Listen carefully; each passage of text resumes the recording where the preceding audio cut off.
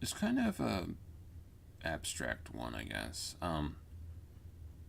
It occurs to me that for all the things that are, there must be some sort of natural equilibrium or some sort of naturally occurring state of existence as well. Although I guess I'm not sure exactly what meaning that has. But the notion would be that effectively in a scenario where a person jumps off a cliff, you question why the person jumped off a cliff. You don't question why gravity worked and why cause and effect worked, right? It's established cause and effect worked. Gravity works. They are the things that are. The thing that happened, the proactive element, is the person jumping off the cliff. So you question the proactive element, not the established norm, right? The established equilibrium. The uncaused, I guess, equilibrium. I'm not for sure if that makes sense or not. Along with that, you could take something like entropy, right, as an example of what must be a naturally occurring phenomenon. Although maybe Christians would view entropy as a little bit different. I think I would tend to maybe at least think of it as a regrettable, if necessary, remedy to the sins and corruption of mankind.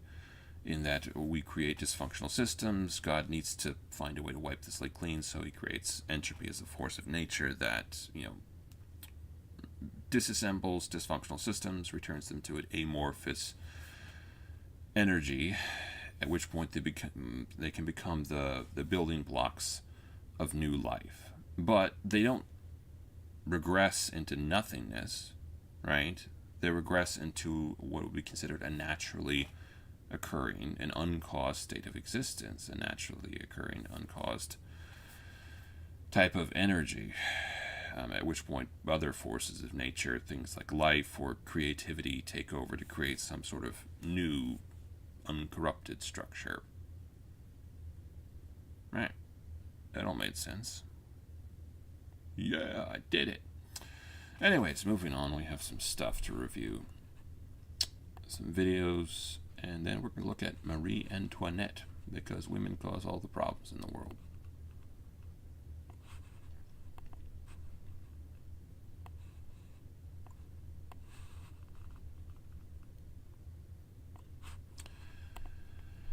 All right.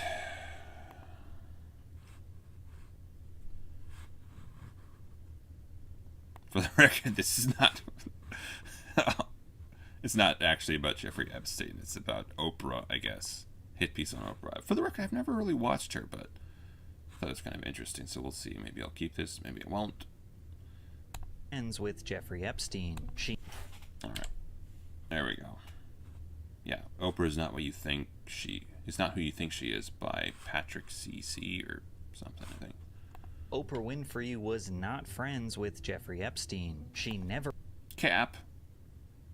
went to a Diddy.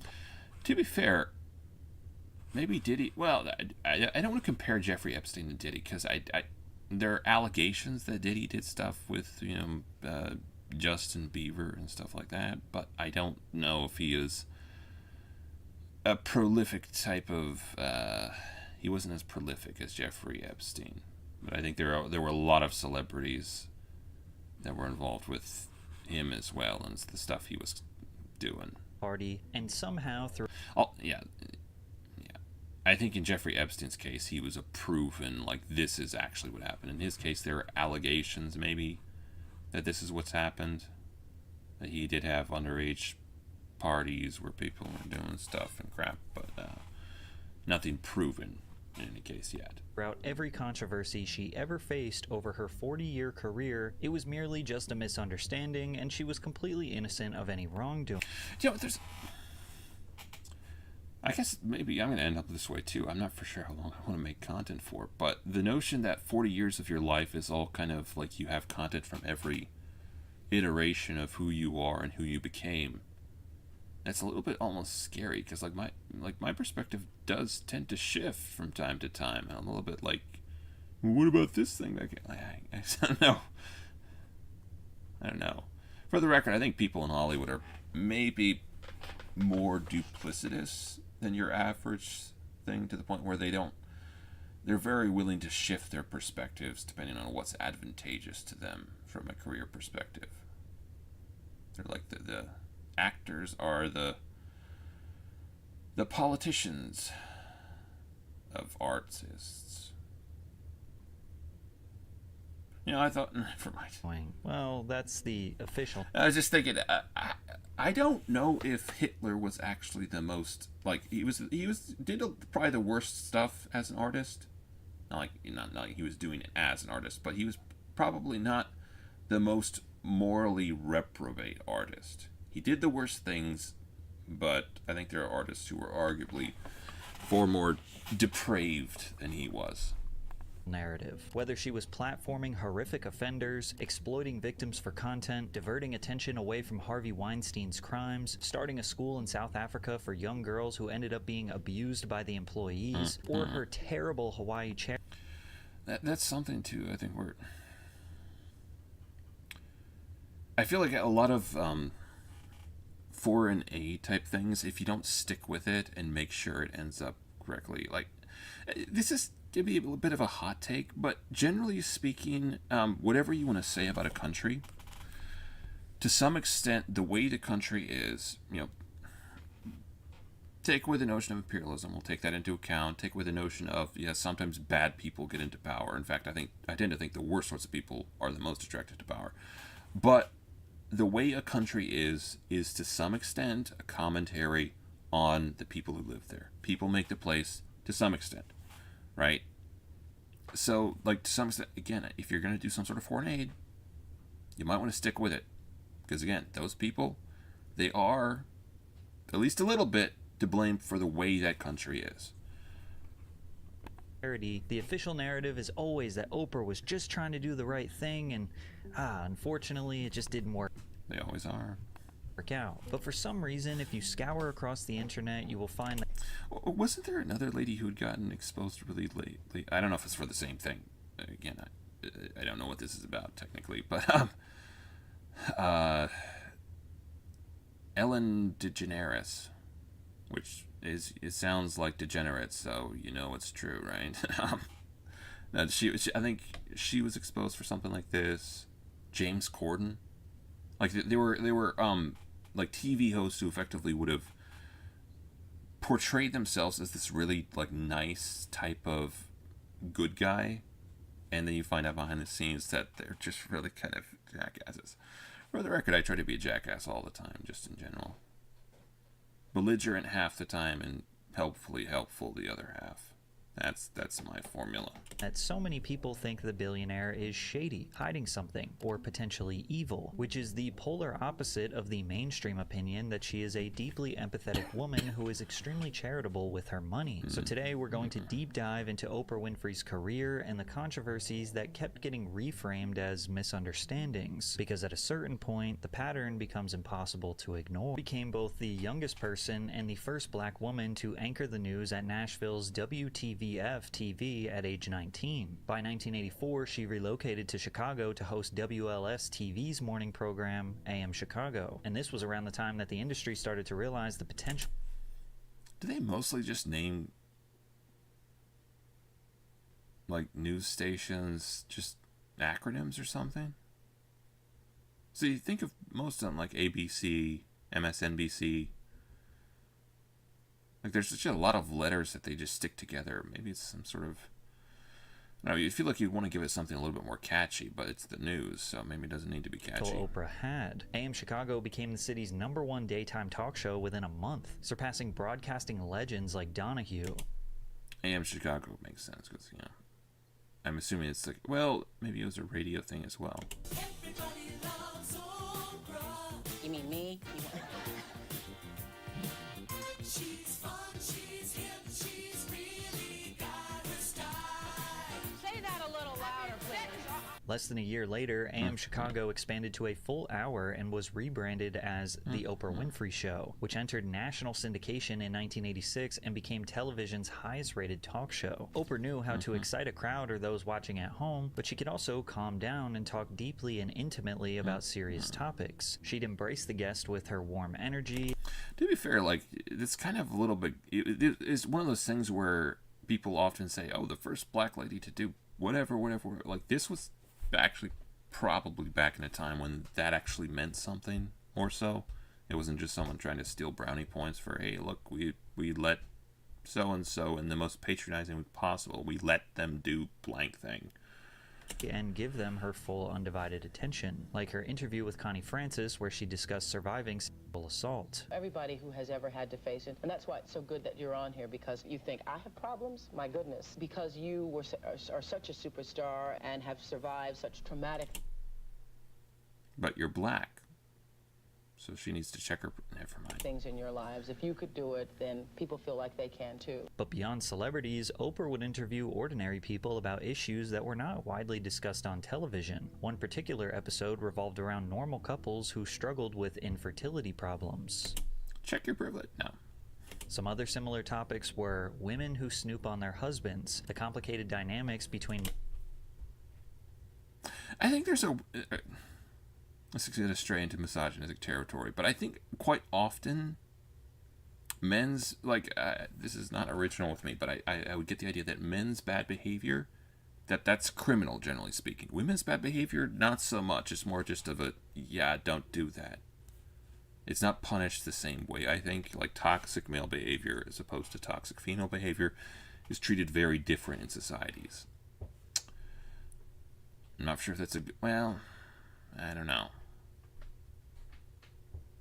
Mothers and daughters, and even women who were involved in the usage or distribution of cocaine. Oprah's style of discussion felt natural and honest. Millions of viewers at home could relate to these testimonies, watching people on television describe experiences that they had gone through themselves. However, not everyone was exactly celebrating Oprah's newfound popularity. This article from 1988 is technically complimenting her, but it reads like they are insulting her. My lady with a calling. Few would have bet on Oprah Winfrey's rise as the host of the most popular talk show in TV because she's black, in a field dominated by white males because she's black. She's a black woman of ample bulk. I don't think I've ever heard ample bulk used for quite a while. I don't think I've heard it used for quite a while. Usually over 190 pounds, though she lost 24 of them since starting a medically supervised all-liquid diet 3 weeks ago. As interviewers go, she's no match for, say, Phil Donahue, whose program was the obvious model for hers. So she's ripping stuff off. This is some sort of catty something. I don't know. That's kind of how it reads a little bit. Phil Donahue's program was an obvious model for hers, and she ripped it off. What she lacks in journalistic toughness, she makes up for in plain-spoken curiosity. That weirdly sounds like her show was the model for Joe Rogan, only Joe Rogan gets high on his. She makes up for in plain-spoken curiosity, robust humor, and above all, empathy. Again, kind of sounds like a model for Joe Rogan's podcast. The Joe Rogan Experience. No, the Joe Rogan Experience. Is that how it says? It's some sort of weird AI voice, right? Joe Rogan by day. Alright, guess what sad stories to tell are apt to rouse a tear from Oprah's eye or get a comforting arm around the shoulder. I don't think Joe ever puts his arm around people's shoulders except for, like, maybe in photos. But not on the show. I think they sit across the table from one another or something. Few would have bet on Oprah Winfrey's swift rise to host of the most popular talk show on TV. In a field dominated by white males, she is a black woman of ample bulk, usually over 190 pounds. Sorry, it's not funny. I don't usually hear it described that way. Though she has lost 24 Alright, it's a little bit funny too. Them since starting a medically supervised all-liquid diet 3 weeks ago. But yeah, kudos to her for losing weight. She lacks in journalistic toughness, however, she makes up in plain-spoken curiosity, robust humor, and above all, empathy. But before we dive deeper, hear me out for a second. You're eating french fries at the beach and you want to take a quick dip in the ocean, so you put a seagull on watch. That's not security, that's catering for the seagull. There's a reason you wouldn't trust a seagull with your fries, just like there's a reason you wouldn't trust your insurance company with your case. Morgan & Morgan has a proven track record of fighting for the people for over 35 years, with over $30 billion recovered. Why do I remember that name? for their clients, Morgan & Morgan knows a thing or two about fighting to get you the compensation you deserve. Hiring Morgan & Morgan is like hiring an army to go into battle. They've got more than 1,000 lawyers and 100 offices nationwide. If you're injured by some My grandpa tells a story. It's like, they call them, well, it's not even really a story. It's just a comment about people who sue people for stuff. He says, they call those people sewers, right? It's a bad pun, probably, but. forthepeople.com/Patrick. Oh, sorry. All right. Win. For more information, you can go to forthepeople.com/Patrick. Oprah faced prejudice about her race, weight, and lack of formal education. She came off as a regular person just trying to relate to regular people. But Again, this is literally the black female Rogan. Well, technically, Joe Rogan is the white male Oprah. I guess that would be the way to say it. beyond the prejudice, there were also real criticisms about how Oprah approached these topics. Her show focused more on how stories felt, rather than breaking them down in any kind of expert or academic way. Oprah wasn't bringing on special... I feel like, I think I've said this before to some extent, I feel like low conviction commentary, low research to some extent, low conviction commentary can work if you present it as such. But, yeah, sometimes, especially in situations like I've mentioned this before as well, never mind. Yeah, I think it can work, but you have to be honest about what you are and how you're presenting things. Who could accurately explain why these people were in the situations that they were, but to be fair, many of the topics didn't really demand that level of analysis. These were everyday problems discussed by everyday people. But something interesting started to happen. Simply by hosting these conversations and validating people's stories, Oprah herself started to be viewed as someone to trust in a broad range of subjects. Even though she wasn't presenting any research, expert consensus, or long-term data. Her authority got even stronger when she used herself as an experiment for extreme weight loss. Yeah, I feel like she's not that thin these days, is she? But that might just be kind of aging or whatever. But to be fair, I think a lot of advocates for the healthy at any size thing, that since the rise of Ozempic and similar weight loss drugs, they've had to rethink their views a little bit. They've received epiphanies, and maybe it's better to be thin. It's, yeah, I guess that makes sense. Very few people, I think very few people really want to be fat. It's more just a giving up in my mind. And I, for the record, I know some people will never be super thin, but you can be probably better off, more healthy than what you are at the moment. And it launched her into mainstream fame. Oprah went on a 4-month-long medically supervised fast program called OptiFast, where she bragged about not eating any food for the entire duration. OptiFast is considered a supplemental fast, meaning that the patients subsist on high-protein, vitamin-packed powder mixed with water. The formula is taken 5 times a day to substitute for eating. Total daily caloric intake is 420. Oprah went from 212 pounds to 145 pounds in 4 months.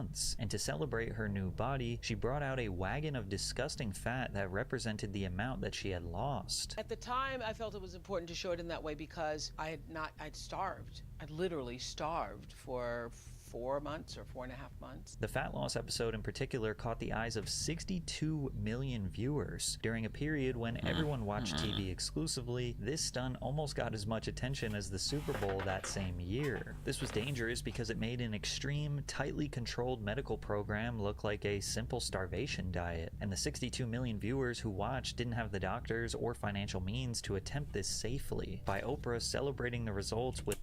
It's something it's an unfortunate reality that I think quite often, people like Dwayne Johnson or celebrities in general, I guess I don't necessarily want to single him out, that they can afford to do things that normal people can't, and if they represent it as, oh, this is entirely natural, it feels a little bit slimy, I think. I think the Kardashians would maybe be another type of thing where they've gotten work done, but they just kind of, oh no, it's all and incidentally, buy my product if you want to get this body that I have. Without emphasizing the risks, the message became dangerously simple. This worked for me, so it could work for you. And suddenly, one supervised fast gave Oprah the perception as an expert in nutrition. She started making diet plans and dangerous foods a Oh, how the turntables. recurring theme on her show, which would eventually get her into some major legal trouble down the Oh, dear. road. But by 1988, Wasn't that? show, which would eventually That's Phil, right? Dr. Phil, I think? Am I wrong about that? get her into some major legal trouble down the road. But by 1988, Oprah was on top of the world. She founded Harpo Studios, becoming the third woman in American entertainment history to own her own studio. She now had more Again, that's back in the day when that actually meant something in my mind. These days, people just do it to catch a headline or some crap. potential than any other talk show host or any other media personality in history. She had massive ambitions, and it quickly became clear that she was willing to do anything to get to the top, pushing boundaries of what daytime television could get away with. Like when she brought on a gang of white supremacists on her show to discuss It's, based. Again, I've said, though, like, I think when you're going to present something that's really divisive as a perspective, or something that's radicalizing as a perspective, it's nice if you can juxtapose it. But I guess in this case, she is the juxtaposition. Maybe. Possibly. I don't know. their worldview. I just heard what you said. You just said I don't sit with monkeys. You think because she's black, because I'm black, we're monkeys? Is that? That's a proven fact. A bunch of low IQ racists came on Oprah to You know, the Japanese also have a weird type of thing. I don't know how many countries in the world actually have this, where they think that they originated from a different species, like some sort of polygenetic type of thing, where they originated from blank species, but everyone else originated from this species, and this is why they're better. I think that the Japanese would believe that they originated from some sort of special monkey. I'm not for sure about that. The Turkish believe they were born of some sort of interbreeding between wolves and a lady. So it gives them their air of superiority. I'm not sure. I think that's the thing. spread hate, and she did very little to push back or challenge what they were saying. The very moment that the white supremacists left the show, Oprah realized that she had platformed a very dangerous group of individuals, and she swore to never do it again. When they left, I made a decision that I would no longer allow the I don't think that's the lesson to be learned. I think the idea is that you want to juxtapose bad ideas with good ideas, if possible. Generally, I take the notion that the truth is the best idea of all. It's the best idea for everyone, and it makes the most sense, I think, in most people's minds. It's the difference between like a subjective perspective that leaves a lot of stuff out and therefore is biased in one direction versus an omni perspective that is, unshakable to some extent. Like, you want to have those conversations, otherwise I guess I tend to think the evil will foment on its own. Which word I learned from Hassan. I'm not happy about that. I don't actually watch this stuff, but I watch people who watch stuff, and I heard that from Hassan. So I guess kudos to him for knowing a word I didn't. I hope that means what I think it means anyways. platform that I had to be misused by people who were carrying any form of negative energy that could create more negative energy in the world. That what I thought I had been doing was allowing people to see how violent, how abusive, how not smart they were, that I was actually doing the opposite. But this wasn't exactly the truth. Oprah continued to platform people with dangerous ideologies, and things got dark quickly. Winfrey slowly stepped away from logical, ordinary discussions and entertained more sensationalism. One of her Oprah, it could be the plot of a horror movie, but it's not. Cults are growing, especially among young people. Find out how you're to save your kids. What the Harry is this? Like, I agree, technically, that satanic worship is weird, but it's just weird to see it on a most successful TV series show. was about a phenomenon called the Satanic Panic. It was a wave of moral panic that swept across the nation as many Americans Oh, is she not taking the extremist position or something? believed that secret satanic cults were abusing children, performing rituals, and infiltrating schools, daycares, and communities. For Oprah, it looked like she saw this as a great opportunity, regularly platforming anyone who made claims of experiencing satanic worship. My next guest was used also in worshiping the devil, participated in human sacrifice rituals, cannibalism. What kinds of things went on in the family? Babies would be sacrificed, and you would have to, Babies. There were people who bred babies in our family. Despite lacking verifiable evidence, stories about It's very sensational, so I imagine it would do well, but natural or dark spirits kept viewers glued to the screen. The country's strong Christian values at the time helped fuel the hysteria, and the satanic panic became the modern version of the Salem witch trials. Some pastors even believed threats came from movies and video games. Heavy metal and hard rock bands like Iron based. It's all this rock and roll. That's what's going on. Maiden, Def Leppard, and Judas Priest were accused of pushing Satanism through their lyrics and dark imagery. In 1989, Michelle Smith, co-author of Michelle Remembers, appeared on the Oprah Winfrey Show alongside Laurel Rose Wilson. To be fair, I think a lot of those rock bands were degenerate, but I don't know if they were necessarily satanic. They were just kind of perverts or something. Another publicized victim of satanic cults. Her claims appeared in the 1988 book Satan's Underground, where she detailed extreme graphic stories of supposed occult torture. However, her claims were debunked after investigators found that none of her claims of satanic ritual abuse could be verified. In her book, Wilson described being forced into cult ceremony. I kind of want to see what the follow-on was, like where she actually kind of went off the rails, I guess. I'm going to skip the middle part. You can watch that if you want. A bad year, and unfortunately it seemed like the richer she got, the more disconnected she became from reality. Like how that does happen. For the record, there's a similarity between the way I think it happens when you get really rich versus children. The reason children are so weird in the way they think and the way they are is because by nature we try to shelter children from the outside world. There's no blow that isn't softened for them. They don't really deal with reality as it is. They deal with a reality that is cultivated for them so that they can develop in a stable environment. But that stable environment is not a naturally occurring phenomenon. It's not a naturally occurring thing. It's something that their parents make for them. And once they get out of that, they start to get a better, perhaps, idea of what reality really is. Point being, really rich people, kind of in the same bubble. Really pretty people, perhaps also a little bit in the same bubble. They don't experience reality as it is. They experience a reality that caters to them. And consequently, narcissism seems like the logical follow-on of that.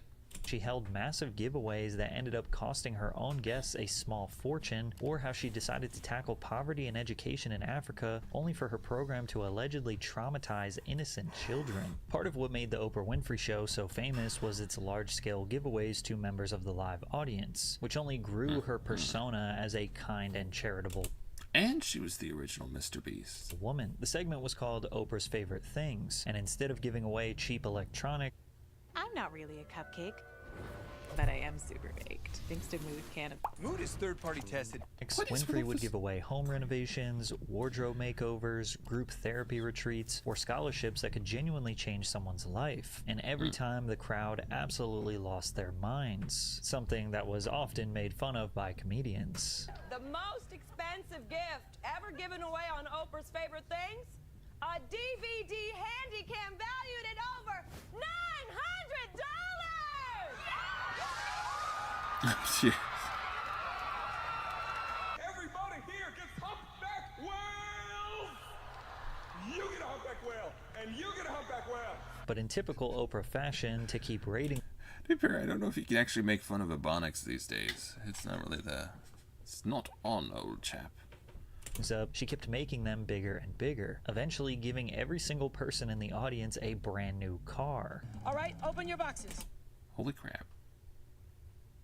Dude, she makes Mr. Beast look like a wimp. Open your boxes. 1, 2, 3. You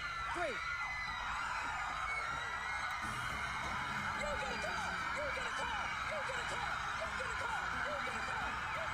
Oprah later looked back at the car giveaway saying, "That was one of the happiest days of my life. It delights me. It makes me so happy to see other people be happy and to be able to do that. That's one of the great joys of my life." The segment Happy might be a misnomer. It's more of a really hard hit of dopamine, I guess. Which, maybe it's the same thing.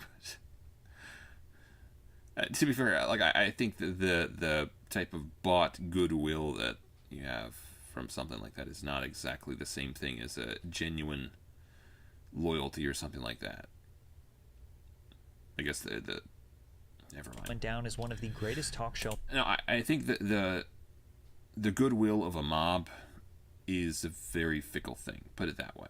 Moments in history, inspiring other hosts to attempt large-scale giveaways. However, for some people, being handed a new car was actually a massive liability. While the show covered sales tax and registration for all 267 cars, it didn't pay the gift tax. Audience members were suddenly expected to pay Gift tax? I didn't even know that was a thing. So you gift, well, maybe it's just something with like businesses gifting things. I'm not for sure, but like the whole notion that like you give someone a gift, I assume that's not like a thing in most cases. Because like if someone just hands you like a family heirloom or something that's worth a lot of money, I'm pretty sure you don't have to pay a tax on that. $7,000 depending on their tax bracket. The show's producer said, "It was devastating after because gift tax is a thing, and it's always a complicated thing when you're giving stuff away. But we paid for the sales tax and the registration for each car, and we told the audience after if they didn't want to have to pay a gift tax, they could actually take cash for the car. And because we didn't pay the gift tax, people complained to the press, and that was devastating." Now, of course, being upset with Oprah over this is a little wild. I ordered 200 hand-forged knives to my dorm room and built a Wix website to sell them. It's a generous gift, and it's even more generous to give people the alternative of just receiving cash. But it was showing a pattern that Oprah was sort of detached from regular people. She didn't appear to understand that just throwing money around doesn't solve problems. In fact, it can actually create more problems. She had to learn this the hard way when she started a school in South Africa, but things got so much darker than she ever could have imagined. Earlier in her career, Oprah met with South African President Nelson Mandela to discuss strategy. I think Morgan Freeman played him. I don't know if that... It's not exactly a great likeness. I think people get the idea that just because people are black, that they look very similar. They just don't. Not necessarily. If you look at even between these two here, the cheekbones of this guy way wider. I'm thinking East Africa would have had maybe trade with Asia, so he would almost have... I guess I don't know, though. He almost has more like Asian features and stuff like that, almost. As well as, obviously the darker skin. Strategies for addressing poverty. During her stay at the Mandela's home, she expressed her belief that education is key to leveling the playing field and shared her dream to build a school for girls in their country. 5 years later, the Oprah Winfrey... That's true, actually. I would guess... Sorry. The thing about education, I think, being a huge part of leveling the playing field. Because I tend to think like one of the...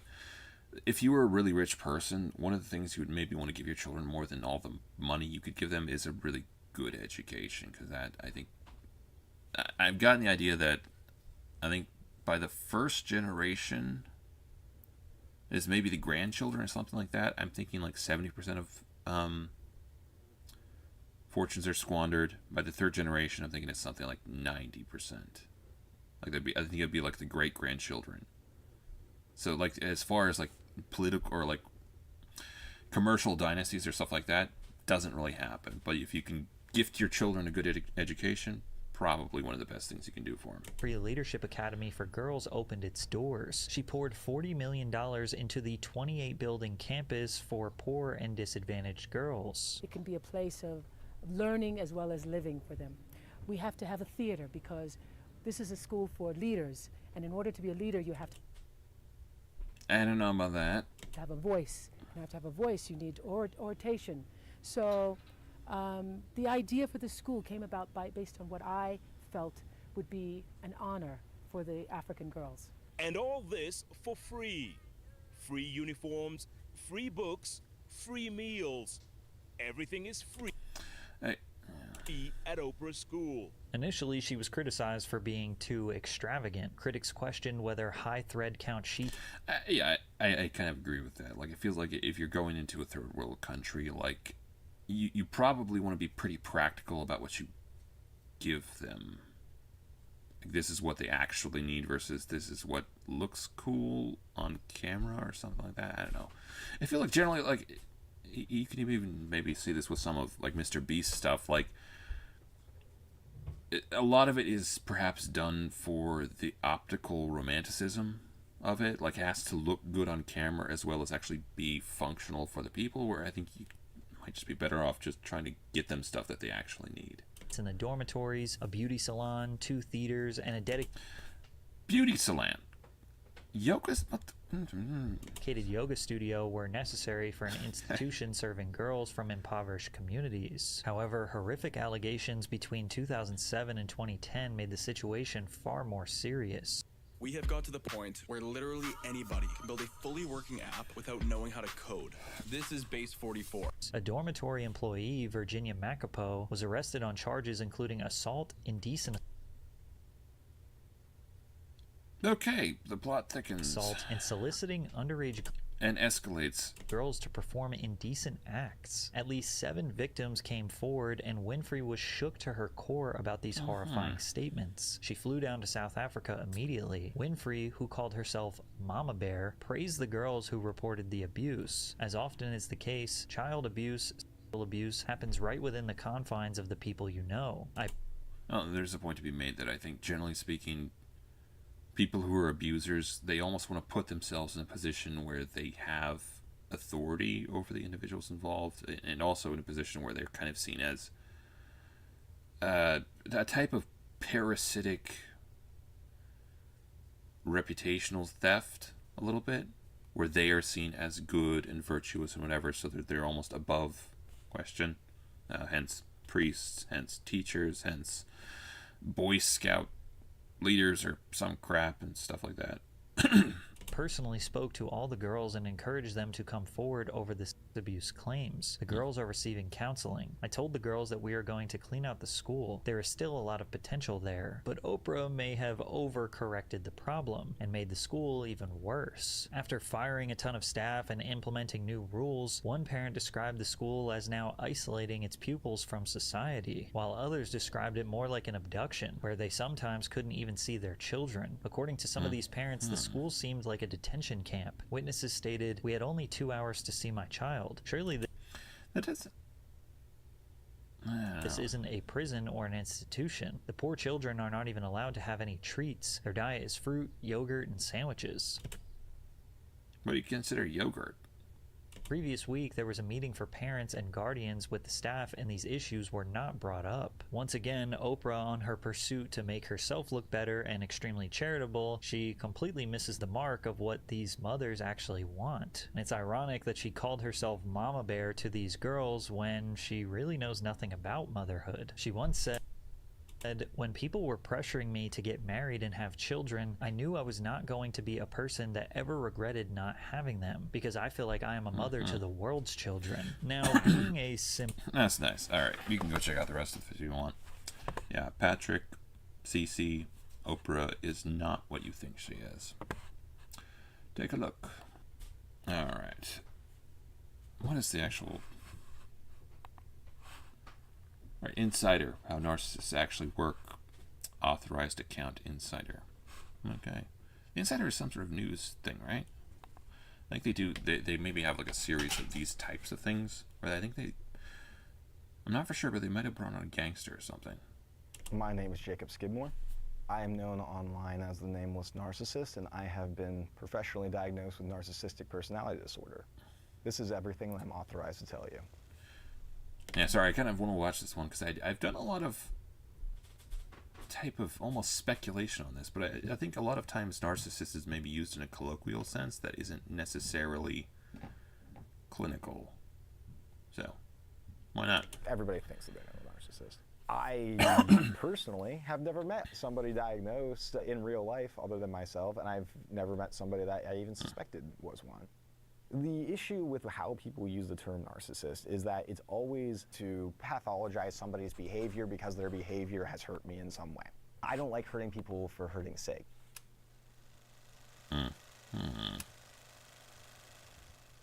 Narcissistic personality disorder specifically is characterized by a grandiosity, a lack of reciprocal relationships, lack of empathy, grandiosity. Lack of reciprocal relation. I feel like that's kind of something that's a lot of times determined by environment to some extent. But I'm not sure. By the way, meaning, basically, I think I'm better than everybody else. In short, it's like impossible. Yeah, okay. That feels kind of vague because I think most people think, well, at least in the ways that matter, they're smarter. Obviously, given the information I have, I obviously believe that my opinion is the correct one to have. Why wouldn't I? It's based upon the information I have, but I'm not for sure if there would be maybe some more extreme variant to it. Imposter syndrome on steroids, since everything I do does go through this lens of what is this going to make people think about me? How can I kind of modify how I'm presenting in order to get that reaction that I need? Like the OG clavicular.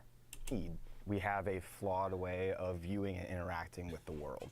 It comes with like a lot of cognitive distortions and defense mechanisms of varying kind of presentations.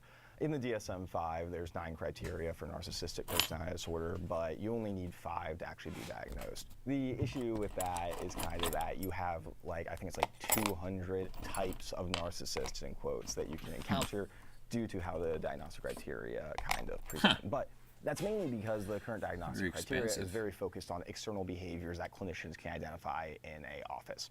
I think the biggest difference between self-confidence and narcissism is where self-love comes into it. Because a lot of people want to view narcissism through this lens of too much self-love. You love yourself too much. You can only have empathy for yourself.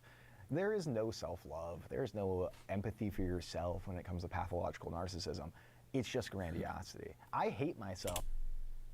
So it's not like a type of maybe feeling more of an intellectually, I'm better. Yeah, I don't know. That makes kind of sense a little bit. But I'm better than everybody else. Could be like the tagline of it. Genuine self-confidence comes from a place of self-compassion. So self-love, I can say very confidently, there's never been a time in my life that I felt like an ounce of love for myself. If anything, it's just this constant need to be better than what I am right now. So if like narcissism might be more of a type of cynical perspective than someone who's just really in love with themselves. Now and then better than the people around me, and this anxiety that I'm kind of like falling behind in that race.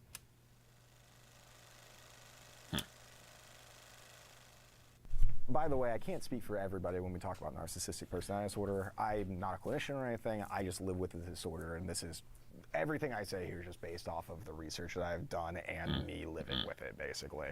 It's hard to say for me, like, when narcissism first kind of presented, because it's like this disorder is egosyntonic, which means that describes a thought, behavior, or feeling that feels natural, acceptable, or aligned with one's personal self-image. Like, I view it as normal. I view my behaviors, thoughts, and actions as normal, and then it gets really hard. Most people do. Hard to kind of distinguish, especially in my early years. But the first thing that I remember that was like kind of more tangible was when I was like, I don't know, 8 or 9. I was at this funeral for a family member of mine. And I just remember being really frustrated and very like annoyed at everyone there because everyone was, grieving. They're like crying and stuff. And I was just like thinking like, oh, these people are being so dramatic and performative because they feel like that's what they have to do, or they want the attention for themselves. They're like trying to cry and make this funeral about them. That's rude. I'm a very polite person. I don't like that kind of stuff. We were on the car ride home, and I remember what my mom said, but she said, to be fair, like, I think I would have been more disconnected as a kid, actually, than I am now. It's one of those things that I think there's just a degree of maybe cruelty that goes along with being a child. Because, like, you haven't, again, as I mentioned before in the Oprah thing, like, you're not raised in reality. You're raised in an artificially stabilized environment. So you kind of maybe think that the world, to some extent, is made for you, and there's this thing that you haven't really experienced pain on a real level or difficulty on a real level. Most of the blows have been softened, and you almost have a degree of, like, self-centeredness that perhaps is stripped from you as you grow older and you actually start to go through stuff, I think. Something that kind of made me be like, maybe there's a little bit more genuine, maybe I might be the odd one out here, in terms of, like, not the odd one out here. Maybe there's a little mom said, but she said something that kind of made me be like, maybe there's a little bit more genuine, maybe I might be the odd one out here, in terms of, like, not really feeling that grief and being, I wasn't being performative, but I was, you know, obviously, this is why I hate funerals. I'm worried that people are going to notice that I'm not feeling crap. But, like, obviously I was, to some degree, appearing sad, so that, because that was the thing that you do at funerals. When I got into high school, a little bit before high school, I picked up on, like, people who were a lot more outgoing or saying funny things. People were paying attention to them. I knew I wanted that. I wanted to be the person that could, like, run a room and be charming and everything. And I remember I was, like, saying... Like, so I wonder what the difference... Like, I think there's a thing called histrionic personality disorder, which I don't know if that's in the same category or not. I don't think it would necessarily require narcissism, though. It's more just a really hyper-caring what other people think about you, or, like, almost like a very performative type of thing. At a lunch table, and, like, the entire period, like, I was the center of attention, making everybody laugh. I could not tell you a single thing that was said during that period, but I remember walking away feeling elated. I felt high because of just the amount of attention and the crap that I was getting. It kind of stuck with me in that moment of, this is what... To be fair, like, I don't know if he's unique in that regard. I think most people do get a type of euphoria off of that type of idea. Makes me feel good, and I want to do anything I can to maintain that. The first time it was ever mentioned to me, though, was I was like 16 years old, and because of my home life wasn't great, the psychologist during that time mentioned narcissistic personality disorder, and you can get diagnosed that young, but most don't go that route. I remember he just kind of, he said something about me matching the criteria to a T or something like that. And I just didn't really care at the time because I was 16 and whatever.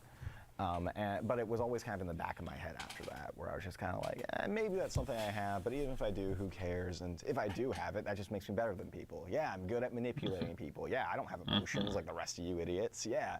At one point It's like a blind man celebrating his blindness a little bit. Called it... It is true. Like, I feel like it's hard to separate between Sometimes it's hard to separate between the notion of sensitivity and perception. They're kind of a little bit in the same category, I think. It was so dumb. Look, it's like, I cringe, like, thinking about it, but at one point I was like, well, you know, narcissistic personality disorder is basically the logical conclusion of human social evolution, because in my mind I was like, oh, this is how you have to operate to get ahead.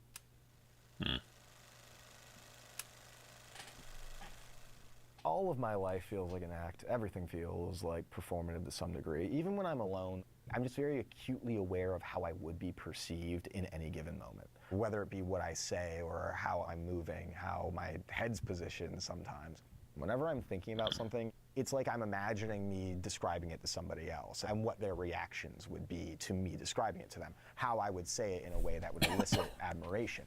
It makes everything feel very disingenuous. And, like, an issue that I've had, like, since I started therapy is, like, trying to be genuinely vulnerable with people, trying to emotionally connect with people. Well, and there's something to the notion. I feel like sometimes it only takes one person. Like, you only have to be genuine with one person. Well, I take that.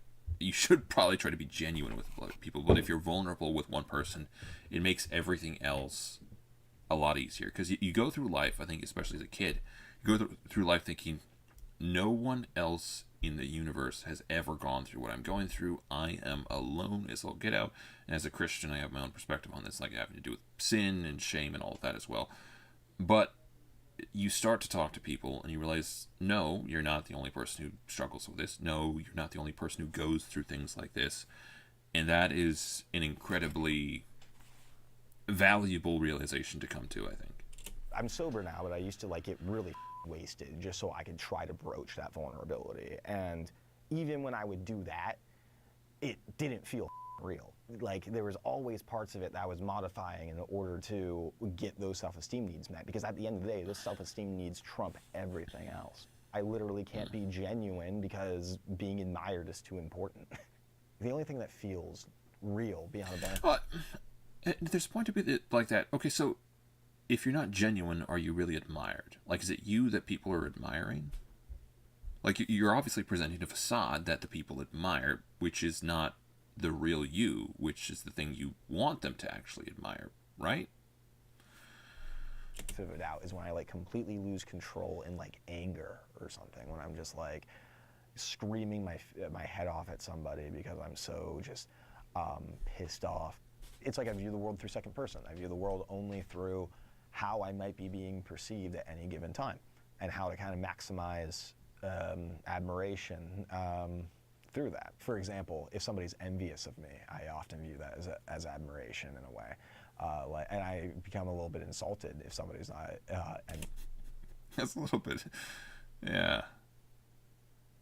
Not gonna lie, this seems a little bit. Well, to be fair, like, as everyone likes to be admired, so that maybe there's a little bit of intuitiveness to that, but it does feel a little bit twisted as well. Yes, of me.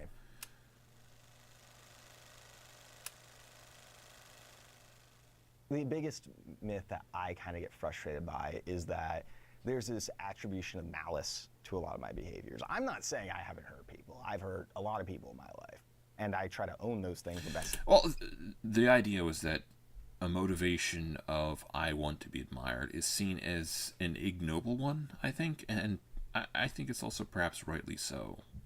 Like that narcissism is perhaps viewed as a little bit malicious, but maybe it's less so than perhaps it's given credit for. I can. But when a lot of people that you see discussing it online are like, they describe the sadism that, like, oh, they enjoy hurting you and stuff like that. And I'm like, I'm not motivated by that. This sounds callous, but you're not important enough for me to feel like I would enjoy hurting. At the end of the day, it's not that we're out here to like cause damage and hurt people for no reason. It's just that we don't have those tools. Just like we're. It's not like we're out. Maybe he has a club going on. That are accessible to kind of alleviate not only our own suffering, but suffering of the people around us. It's just an objective lie. Hold on. I didn't catch that. And hurt people for no reason. It's just that we don't have those tools that are accessible to kind of alleviate not only our own suffering, but suffering of the people around us. It's just an objective lie that narcissists can't change. People. This might be akin to a type of moral insanity or handicap-ish. But I hate the notion of taking away people's agency like that to some extent. Like, it feels like you might have disabilities even in a moral sense, but I think you can still, like with, being fat or something like that, you can make yourself better, or you can compensate or find some different way of trying to get yourself to be moral. With narcissistic personality disorder in treatment, it was over 50% of them went into remission. Don't get me wrong, that's low for for any mental disorder. And remission doesn't necessarily mean cured. These people probably still think like narcissists, but through treatment, they're better with vulnerability and connecting, and like they don't meet the symptom criteria anymore. They're more functional and everything, but it's like, okay, does that mean that they're not narcissists? Probably not. It just means that they can, they see the error of their ways to a degree, and now and through treatment, they have been able to adjust accordingly. Well, that's a really interesting point where people, if what they're doing works, how can they see the error of their ways? Like, if what they're doing actually gets them the things they want, why would they ever change? It's only once it starts not working that it maybe causes them to rethink things. In my mind. This is a treatable condition. Now, I want to clarify, because I feel like a lot of people, when they hear me say that, their immediate thought is, oh, that means this person that I'm close to can change. Can doesn't mean will. It's like, I always tell people, you can't have expectations of people that they're going to change for you or for anybody unless they have a vested interest in it. You have to take people for who they are. Are you comfortable with this person in your life, with the boundaries that you have, and how they treat you in that moment? If so, then fine, keep them in their life. If not, then don't. Why do I think the word narcissist has been weaponized? Maybe it's just a cool word, honestly, narcissist. To be fair, I think everyone tries to come up with ways to discredit people. Like, if they can't discredit the arguments of the people that are opposing them, they almost have to find a way to discredit in other ways, like saying, oh, they're evil, oh, they're narcissistic, oh, they're psychopaths or something like that. It's a way of dealing with that person's perspective if they can't reconcile it or disregard it in some other way. Some people started talking about... And for the I'm not saying that that's not ever valid to some extent, but I feel like it's maybe a little bit of a lazy alternative to genuinely dealing with the other person's perspective or something like that. The impact that somebody with narcissistic personality disorder had, because so many people online are constantly talking about how I was with this person, he was a narcissist, and that has weight, and that gives people an appreciation. Well, I would maybe guess that just in a colloquial sense, narcissist just means really, really, really self-centered. For how much they went through. But it feels like we got to kind of this tipping point where a lot of people feel like their trauma or negative experiences have to be almost validated by the fact that this person is a caricature of evil. How could I actually seek real treatment for that when that's the idea around it? And that kind of stigma has gone deep. The diagnostic criteria for NPD can be twisted so easily to just fit any arrogant person. There's a lot of things like online that you read about, they'll never admit that they're wrong. That's not a diagnostic criteria. That can apply to anybody. Don't get me wrong, I get defensive and I am always right, but no, I'm joking. But like, that's not part of the diagnostic criteria. This applies to a lot of abusive people. So it's just become a convenient catch-all because of the definition that's taken up nowadays, because of this need for people to feel like their trauma is valid.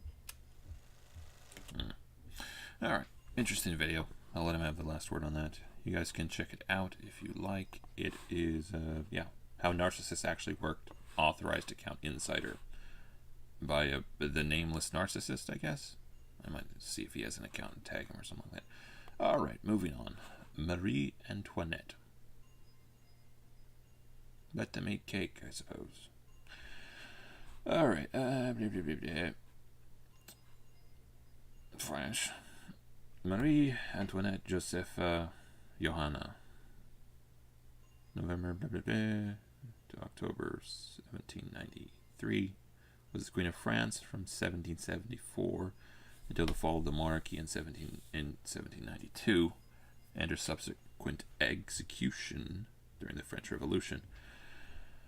All right, I want to get into the meat of this. All right, early life. Marie Antoinette Josephine Johanna was born on the 2nd of November 1755 at the Hofburg Palace in Vienna, Archduchy of Austria. All right. She is the youngest daughter and 15th child. Holy crap. 15th child of Empress Maria Theresa, ruler of the Habsburg monarchy. There was a lot of inbreeding, I think, that went along with that stuff. Her husband, Francis I, Holy Roman Emperor, and her husband, Francis I, Holy Roman Emperor. Maria Theresa gave birth to all of her previous children without any problems. During the birth of her last daughter, serious complications arose, and doctors feared for the life of the mother. Her godparents were Joseph I and Maria Victoria, King and Queen of Portugal. Archduke Joseph and Archduchess Maria Anna acted as proxies for their newborn sister. Marie Antoinette was born on All Souls Day, a Catholic day of mourning. That's different than All Hallows Day, All Hallows Eve, right? November 2nd, right? So All Hallows Eve would be the day before, I think. I think that's how it originated. The day of mourning, and during her childhood and her birthday was instead celebrated on the day before, All Saints Day, All Souls Day, All Saints Day. Right. Due to the connotations of the date. Shortly after her birth, she was placed under the care and governess of the imperial children, Countess von Brandis. Marie Antoinette was raised together with her sister, Maria Carolina. Is that actually how it's said? Carolina, I don't know, of Austria, who was 3 years older, and with whom she had a lifelong close relationship. Marie Antoinette had difficulty, but ultimately loving the relationship with her mother, who referred to her as the little Madame Antoinette. Okay, am I pronouncing this wrong? The little Madame Antoine. I don't know. Maria Antoina. Okay, why am I saying Antoinette? Is this something that came along later? But I would have always heard it pronounced Marie Antoinette. And spent her formative years between the Hofburg Palace and Schönbrunn, I don't know, the imperial summer residence in Vienna, where on the 13th of October 1762, when she was 7, she met Wolfgang Amadeus Mozart, 2 months her junior and a child prodigy. Despite the private tutoring she received, the result of her schooling were less than satisfactory. I've gotten the idea she was kind of an inept governing person. Queen, I guess. As a queen, she was inept at governance, okay? At age 10, she could not write correctly in German or in any language used at courts, such as French or Italian. The conversations with her were stilted.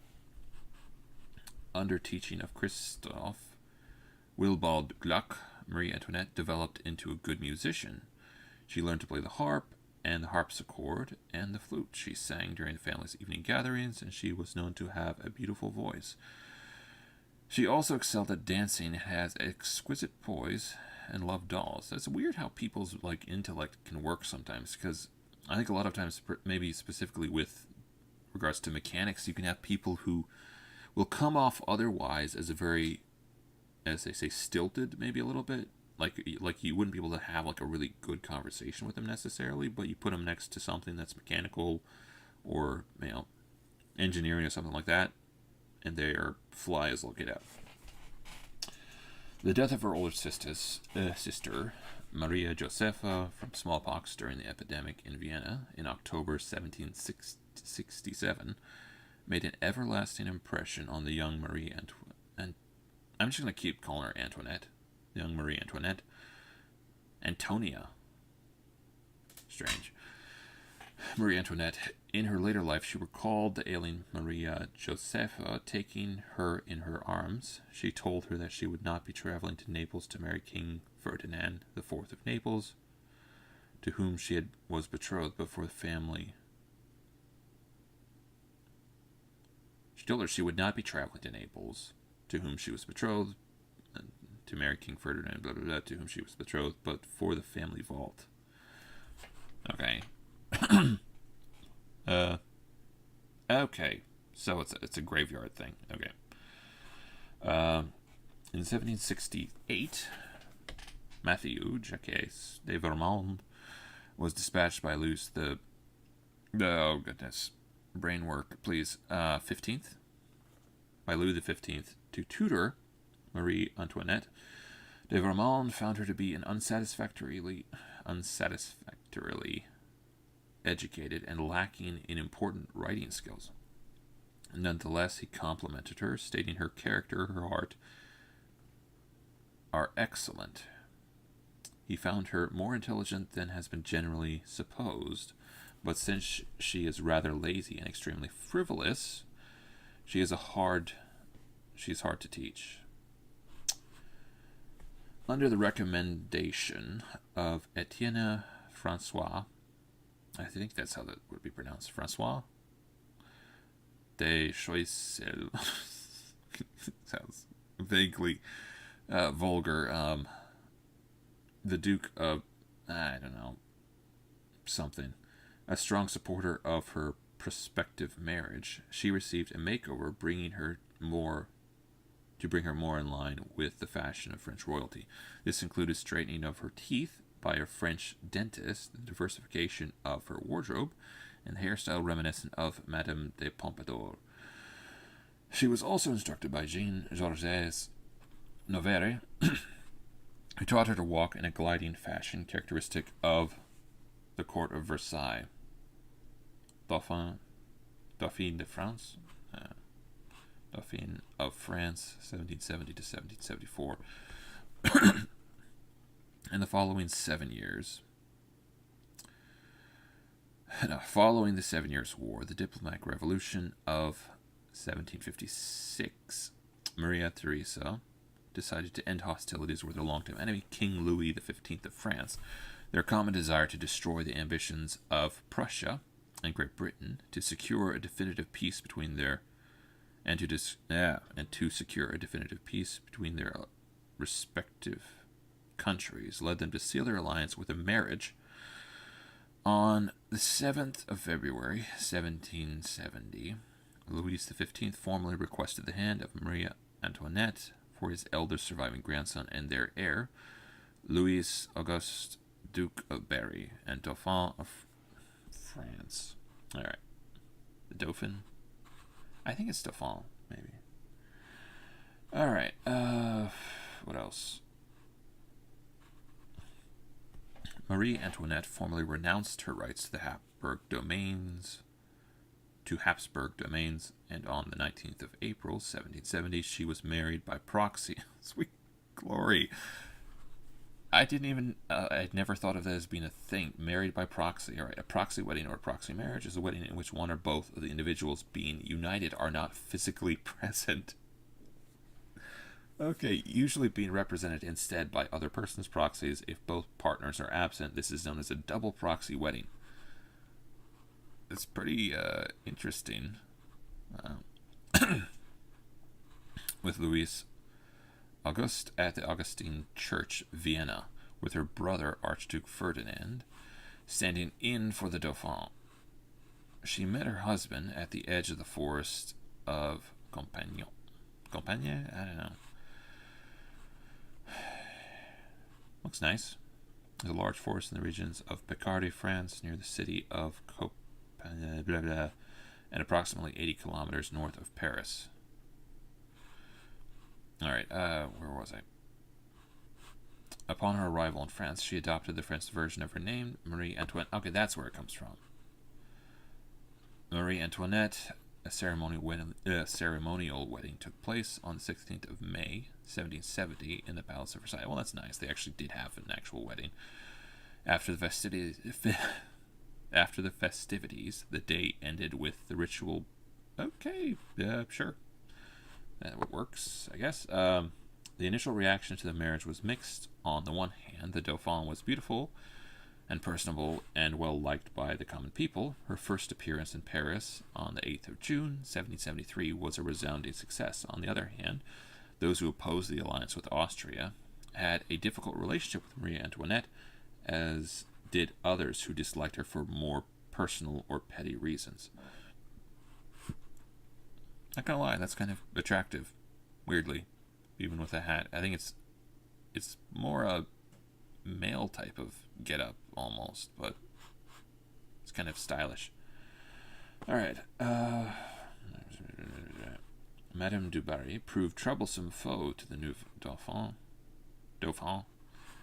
She was Louis XV's mistress and had a considerable political influence over him. In 1770, she was instrumental in ousting Choiseul, who had helped orchestrate the Franco-Australian alliance with Marie Antoinette's marriage, and in exiling his sister, the Duchess of Gramont, one of Marie Antoinette's ladies-in-waiting. Okay, what's ladies-in-waiting now? I have to know this. Come on. Alright, ladies-in-waiting or court lady is a female personal assistant at the court, attending on a royal woman or a high-ranking noblewoman. Historically, in Europe, ladies-in-waiting were often a noblewoman, but of lower rank than the woman to whom she attended, although she may have either received blah blah blah. I don't know. Marie Antoinette was persuaded by her husband's aunts to refuse to acknowledge du Barry, which some saw as a political blunder that jeopardized Austria's interests at the French court. Marie Theresa and the Australian ambassador to France, Comte de Mercy I don't know, French mumbo jumbo, who sent the Empress secret reports on Marie Antoinette's behavior, pressured Marie Antoinette to speak to de Berry, which she grudgingly agreed to do on New Year's Day, 1772. She merely commented to her, "There are a lot of people at Versailles today," but it was enough for du Barry, who was satisfied with the recognition, and the crisis passed. 2 days after the death of Louis XV in 1774, Louis XVI exiled du Barry to the Abbaye du something at Meow. Meh. I don't know. Pleasing both Marie Antoinette and his aunts. 2.5 years later, at the end of October 1776, du Barry's exile ended, and she was allowed to return to her beloved chateau but she was never permitted to return to Versailles. Prelude to the Revolution. This is what we're looking for, right?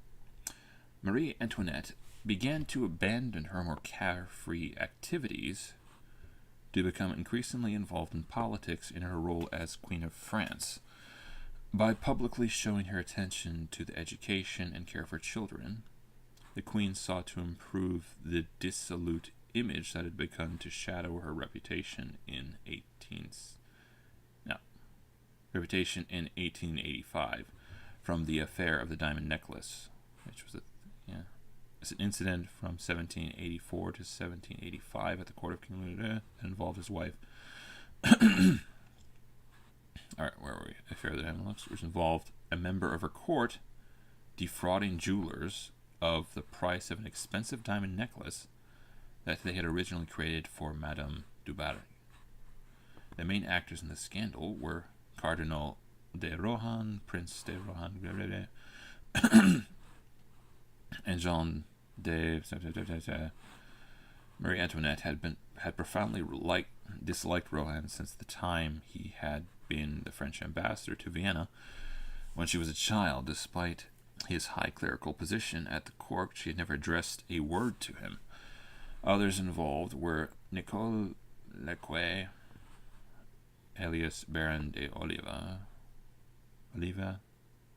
a prostitute who happened to look like Marie Antoinette. Rita, for the love, bunch of weird names. Madame de la Motte tricked Rohan into buying the necklace as a gift to Marie Antoinette for him to gain the Queen's favor. When the affair was discovered, those involved were arrested, tried, and convicted, and either imprisoned or exiled, except Count de Motte and Retou, who both managed to flee. Madame de la Motte was sentenced to life confinement in the hospital, which also served as a prison for women. Judged by the Parliament of Paris, Rohan was found not guilty and allowed to leave the Bastille. Although later commentators claimed that the affair was extremely damaging to the Queen's reputation, even going so far as to say the affair bolstered support for the French Revolution, neither the court records or any more contemporary pamphlets implicated Marie Antoinette. Only later, in 1789, after the revolution had begun, did the pamphlets and caricatures use the affair of the diamond necklace to criticize the Queen for avarice and lasciviousness.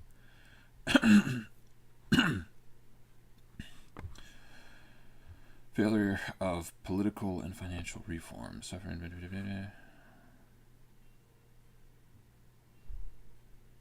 Yeah, I've gotten the idea that she was kind of a bungler when it came to finances. Anyways, that's Marie Antoinette. No, I should probably read through this last part. Suffering from an acute case of depression, the king began to seek advice from his wife.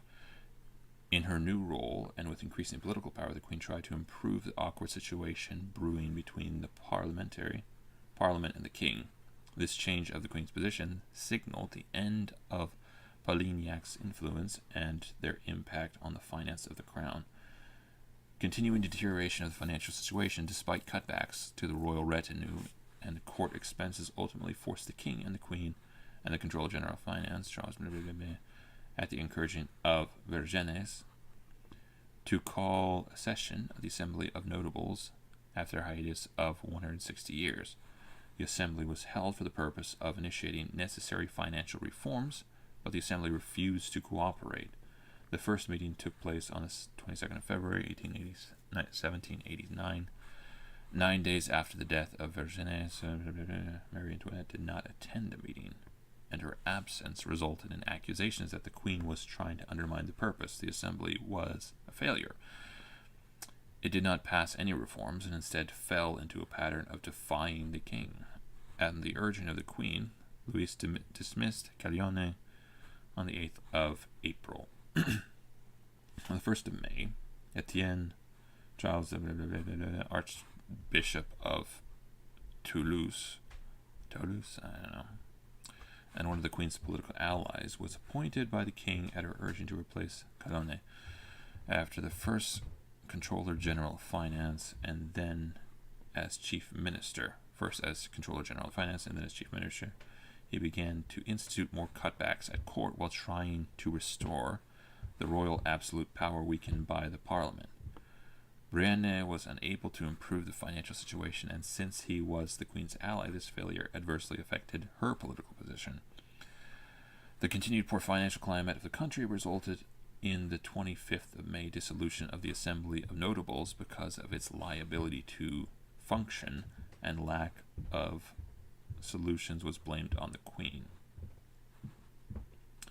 The financial problems were the result of a combination of factors, including several expensive wars, large royal families whose expenditures were paid for by the state, and an unwillingness on the part of most members of the privileged classes, aristocracy and clergy, to help defray the cost of the government out of their own pockets by relinquishing some of their financial privileges, as a result of the public perception that she had single-handedly ruined the nation's finances.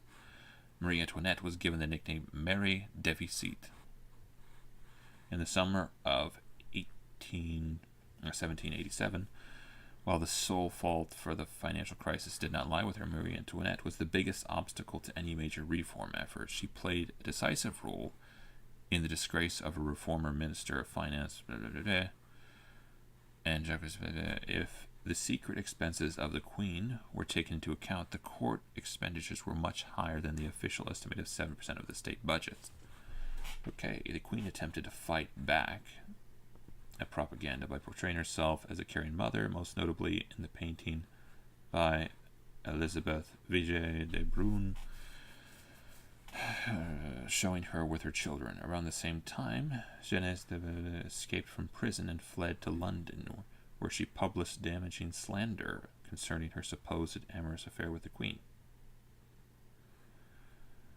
Okay, the political situation in 1787 worsened when Marie Antoinette, at Marie Antoinette's urging, the Parliament of Paris was exiled to it further deteriorated when Louis tried to use lit de justice to impose legislation. The new Duke of Orleans was publicly protested, and the king's action were subsequently exiled to Chateau de Brevet. On the May edicts issued on the 8th of May, 1788, were also opposed by public and Parliament. On 8th of August, Louis announced his intention to bring back the Estates General, the traditionally elected legislature of the country, which had not been convened since 1614. Well, from late 1787 up to his death in June 1789, Marie Antoinette's primary concern was the continued deterioration of the health of Louis Joseph, who suffered from tuberculosis. She was directly involved in the exile of the Parliament. Marie Antoinette was instrumental in the reinstatement of Necker as finance minister, a popular move, even though she herself was worried that it would go against her if Necker proved unsuccessful in reforming the country's finances. She accepted Necker's proposition to double the representation of the Third Estate an attempt to check the power of the aristocracy. Alright, here's the death of Louis Joseph on the 4th of June, which deeply affected his parents, was virtually ignored by the French people, who were instead preparing for the next meeting of the Estates General and hoping for a resolution to the bread crisis. As the Third Estate declared itself a national assembly, and the people either spread or believed rumors that the Queen wished to bathe in their blood, Marie Antoinette went into mourning for her eldest son. Her role was decisive in urging the king to remain firm and not to concede to popular demands for reforms. In addition, she showed her determination to use force to crush the forthcoming revolution. French Revolution.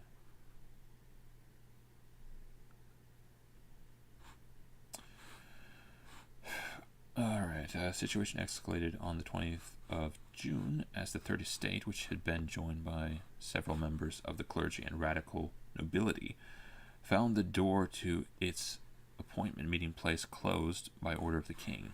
It thus met at the tennis court in Versailles and took the tennis court oath not to separate before it had given a constitution to the nation. On the 11th of June, at Marie Antoinette's urging, Necker, was dismissed and replaced by Bretuil, the Queen's choice to crush the revolution with mercenary Swiss troops under the command of one of her favorites, Pierre Victor, Baron de Bensenval, with Brunstadt? De Brunstadt. Baron de Bensenval de Brunstadt. Alright. After the news, Paris was besieged by riots that culminated in the storming of the Bastille on the 12th of July and the 15th of July. On the 14th of July. On the 15th of July, Guibert de Montier, Marquis de Lafayette, was named commander-in-chief of the newly formed National Guard. In the days that followed the storming of the Bastille, for fear of assassination and order by the king, the emigration... Okay, is this the same Lafayette that helped... I thought there was some Lafayette that helped in the American Revolution or something. Alright, for fear of assassination and ordered by the king, the emigration of members of the high aristocracy began on the 17th of July, with the departure of the court of Artois, and the Condes, cousins of the king, and the unpopular Polignacs. Marie Antoinette, whose life was as much in danger, remained with the king, whose power was gradually being taken away by the National Constituent Assembly. The abolition of the feudal privileges by the National Constituent? Yeah. The Assembly on the 4th of August 1789, and the Declaration of the Rights of Man and of the Citizen, drafted by Lafayette with the help of Thomas Jefferson and adopted... Oh, so it was probably that Lafayette. All right. Maybe, anyways, I'm not sure. And adopted on the 26th of August, paved the way to a constitutional monarchy. Despite these dramatic changes, life at the court continued, while the situation in Paris became critical because of bread shortages. On the 5th October, a crowd from Paris descended upon Versailles, forcing the royal family to move to the Tuileries Palace in Paris, where they lived under a form of house arrest under the watch of Lafayette's National Guard, while the Count of Provence and his wife were allowed to reside in where they remained until they went into exile. Marie Antoinette continued to perform charitable functions and attended religious ceremonies, but she dedicated most of her time to her children. She also played an important political, albeit not public, role between 1789 and 1791, when she had a complex set of relationships with several key characters in the early period of the French Revolution. One of the most important was Prime Minister of Finance Necker. She blamed him for his support of the revolution and did not regret his resignation in 1790.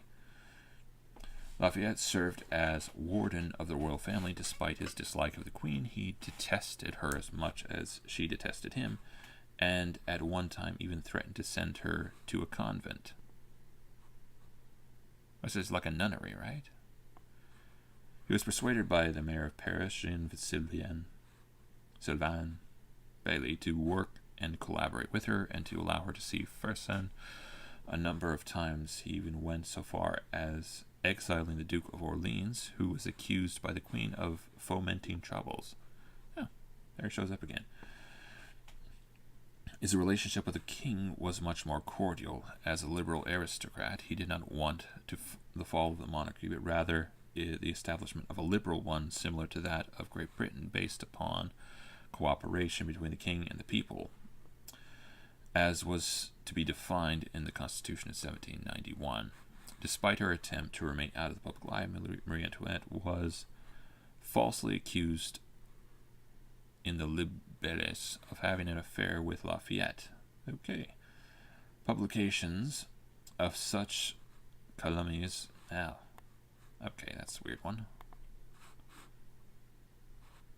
Making a false or defamatory statement about someone in order to damage. Calumny. Alright. Continued to the end, climaxing it at a trial and accusations of incest with their son. To be fair, the Habsburgs were they were a little bit incestuous. I'm sure if they went that far, though. Mirabeau, what's the death? Civil constitution of the clergy, flight, arrest.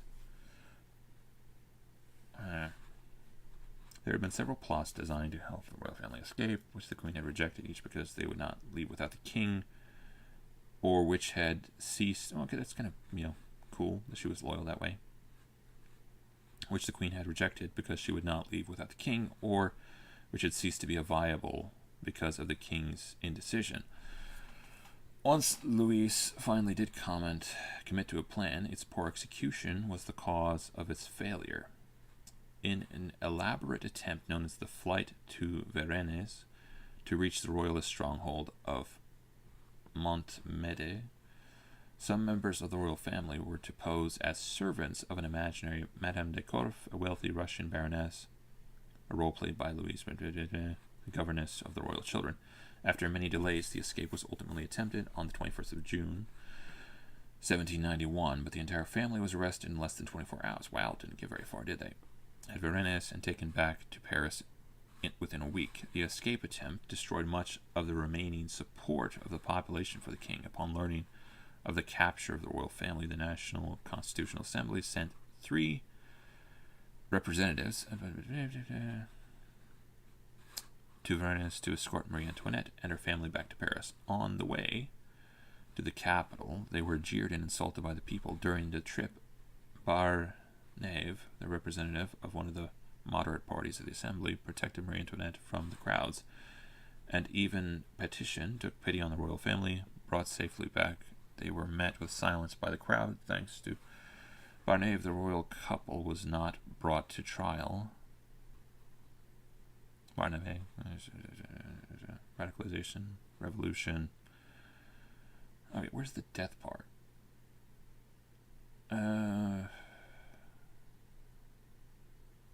Alright. Charged with treason against the French Republic, Louis was separated from his family and tried in December. He was found guilty by the convention and led to the let me start a little bit here. Mob of terror. On the 20th of June, 1792, a mob of terrifying aspect broke into Tuileries and made the king wear a bonnet rouge, red Phrygian cap, to show his loyalty to the revolution. So I'm assuming this would have been more Napoleon's thing, right? Alright, events leading to the abolition of it. Let's go with this. Alright. No, sorry, this is just too hard. This is too much reading. Charged with treason against the French Republic, was separated from his family and tried in December. I want to read a little bit what led up to this. Alright. Ferguson, to inform. No. He was found guilty of convention and led by the Jacobins, who rejected the idea of keeping him as hostage. Alright, let's look that up at least. Jacobeans. The Society of the French Constitution renamed the Society of the Jacobeans Friends of Freedom and Equality. Sorry, not equity. All right. Who rejected the idea of keeping him by a majority of 6 votes. He was condemned to death by guillotine and executed on the 21st of January, 1973. The former queen, now called Widow Capulet. The Widow Capulet. I've heard of Widow Capulet, I think, but maybe I'm remembering something else. Plunged into deep mourning, she still hoped for her son Louis Charles, whom the exiled court, Count of Provence, Louis XVI's brother, had recognized as Louis XVI's successor, would one day rule France. The royalists and refractory clergy, including those insurrection in supported Marie Antoinette in their return to monarchy. Although her imprisonment up to her execution, Marie Antoinette could count on the sympathy of conservative factions and socially religious groups which had turned against the revolution, and also on the wealthy individuals ready to bribe Republican officials to facilitate her escape. These plots all failed. While they imprisoned in the Tower of the Temple, Marie Antoinette and Elizabeth were insulted. Who's Elizabeth, right? Am I getting this? Also known as Madame Elizabeth, was the French princess. She was the youngest child of Louise, Dauphin of France, and Duchess Maria Joseph of Saxony. She was the sister of King Louis the 16th. All right. Her children, Elizabeth, were insulted. Sometimes some of the guards going as far as blowing smoke in her face. Strictly secured measures were taken to assure that she was not able to communicate with the outside world. Despite all these measures, several of her guards were open to bribery, and a lot of communication was kept with the outside world. After Louis's execution, Marie Antoinette's fate became the central question of the National Convention. While some advocated for her death, others proposed exchanging her for French prisoners of war or for a ransom from the Holy Roman Emperor Thomas Paine. Thomas Paine advocated for exile to America in April 1793 during the Reign of Terror.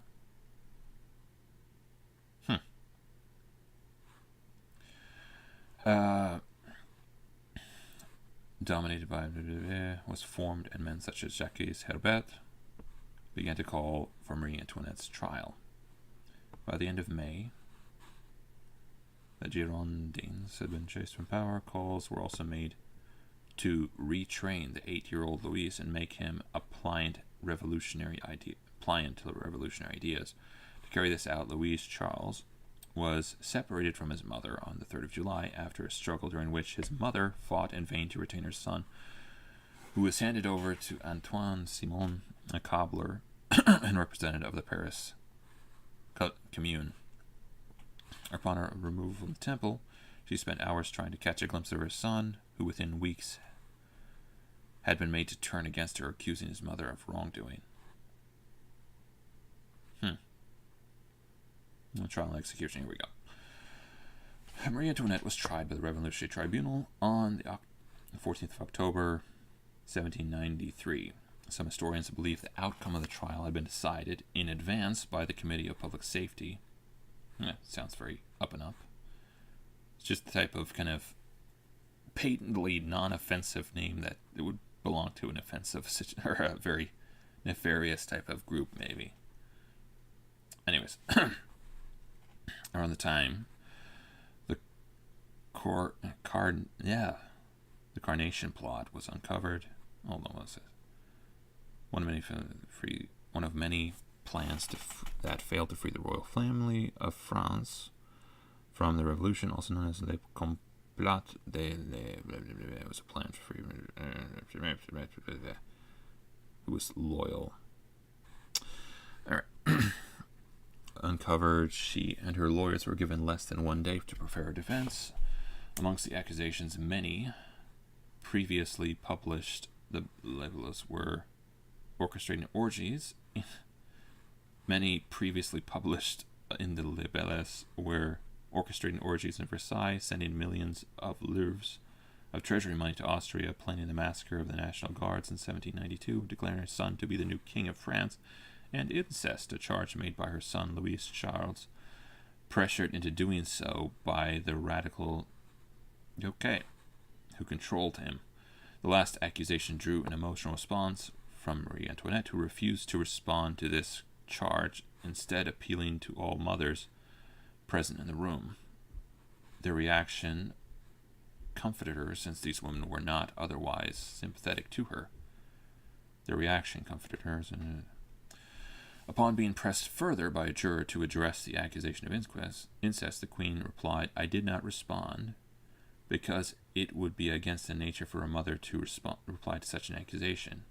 On this appeal to all the mothers who may be here, when a juror, Joachim Valide, told Robinson over dinner, told Robespierre of this over dinner, Robespierre broke his plate in anger, declaring that imbecile Herbert." Wow. So apparently that was not a great idea.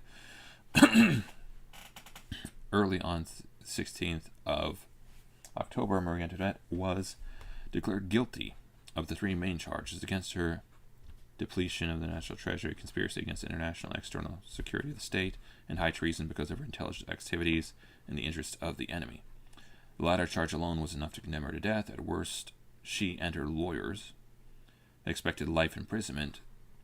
In the hours left to her, she composed a letter to her sister-in-law, Madame Elizabeth, affirming her clear conscience, her Catholic faith, and her love and concern for her children. The letter did not reach Elizabeth.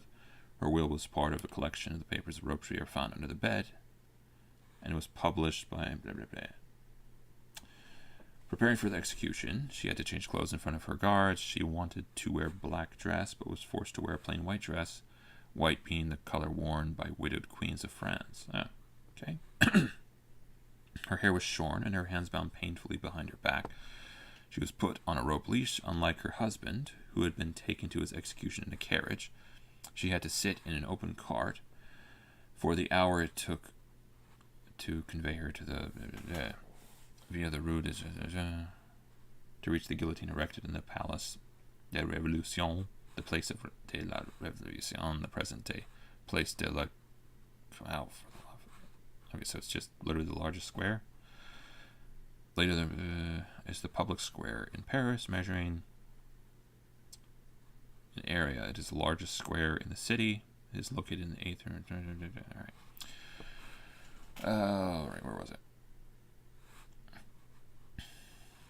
She maintained her composure despite the insults of the jeering crowd.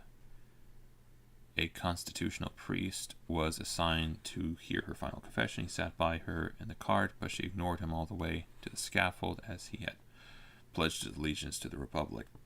Marie Antoinette was executed by beheading by the guillotine at 12:15 p.m. on the 16th of October. Her last words are recorded as...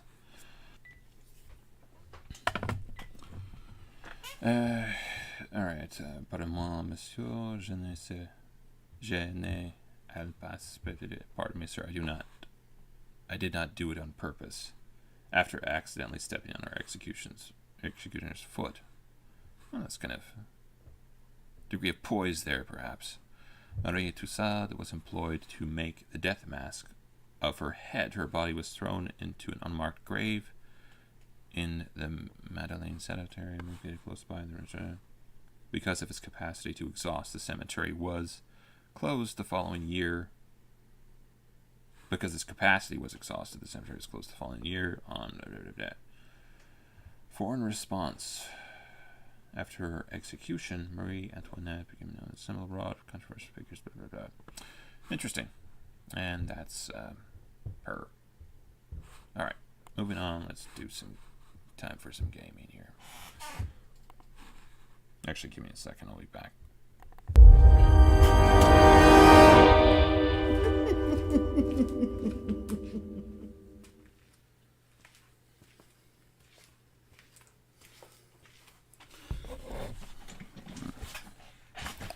Alright.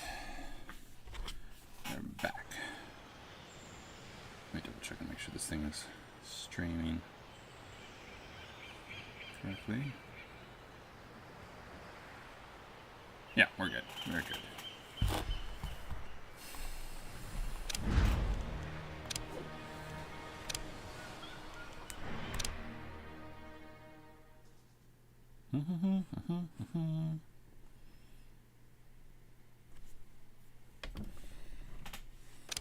Your minions will escort any unwanted guests to a safe spot within your cover operations. It seems really loud to me. I don't know why. Because normally it seems fine, but I guess they don't maybe normally use it on.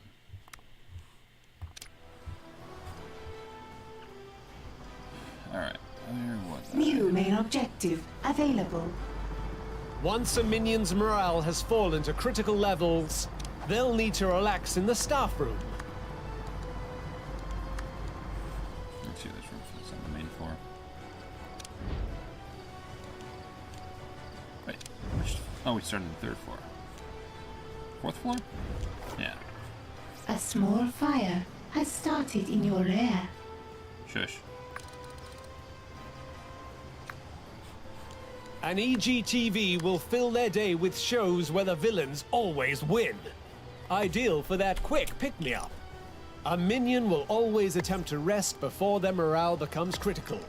If their morale drops this low, it can mean they've been talking with agents or tourists. A small fire has started in your lair. Is it just because they didn't have enough cooling or something?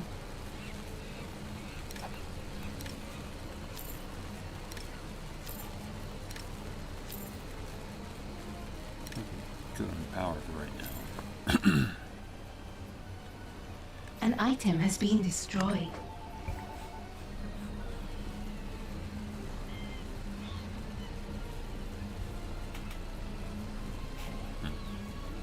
All fires have been extinguished. Yeah. That's good. So.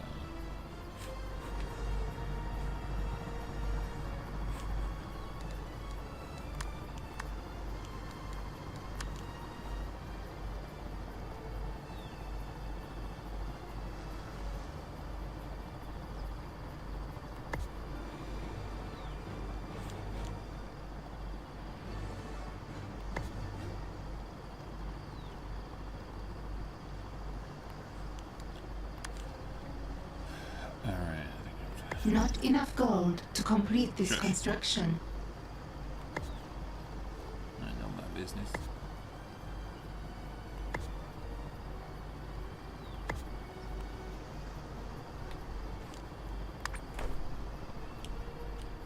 Oh, nice. We have a lot of room for air conditioners over there. Like,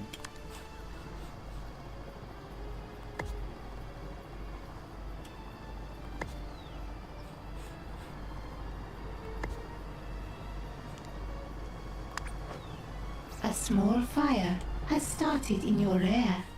oh, for the love. Excellent. Your valets are here to make sure your cover operations... It's a pleasure to meet you. It shouldn't be. Do you know what we need you to do? Carry luggage, open doors. I also play a mean game of Baccarat. Do you cheat? I hope so. I have no luggage, all my doors are automatic, and I don't have time for losers. And smile. Make them think there's nothing going on back here. With all these specialists running around your lair, you should make sure your minions still know who's in charge. Let's execute someone. Select your evil genius. At last, something worthy of my skills. With your genius selected, simply interact with a minion to order a swift execution. Don't worry, if you happen to try and execute someone with a shred of worth, you will be asked to confirm your decision. Let's have a talk. I will not do this thing. The fires are getting out of control. Who cares? Should just be The selling these fires things. are almost under control. An item has been destroyed. Sell. Sell. Sell. You can't afford to pay all of your minions.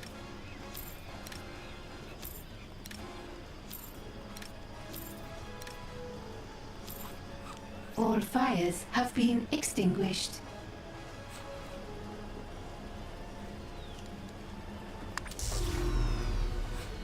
Hey, who cares?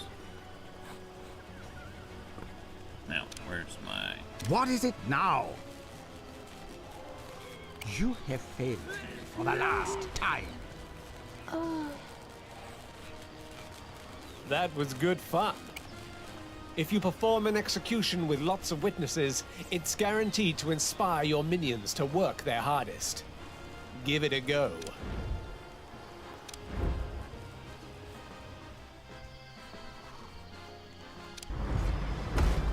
There we go. Get a couple more down here. Should be fine. Alright. Now. All that glitters. About time. Very well.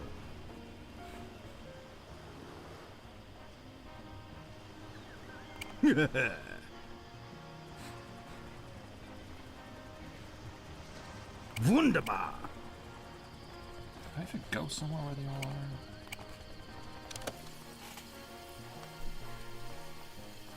Evil minds think alike.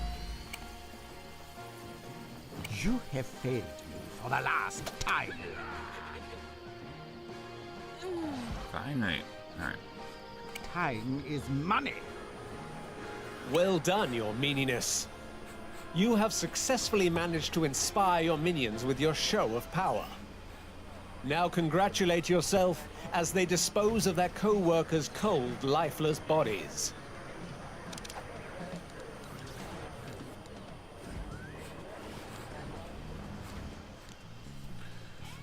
Alright. You hear monkeys.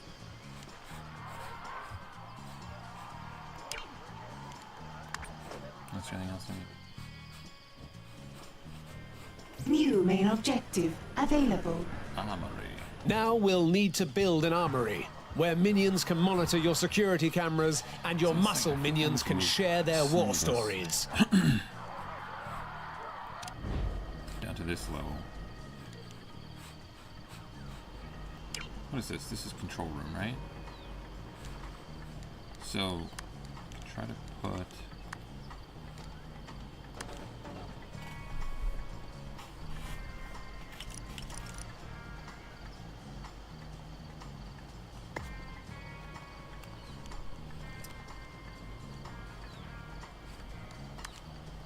I don't know if you can actually move things. Alright.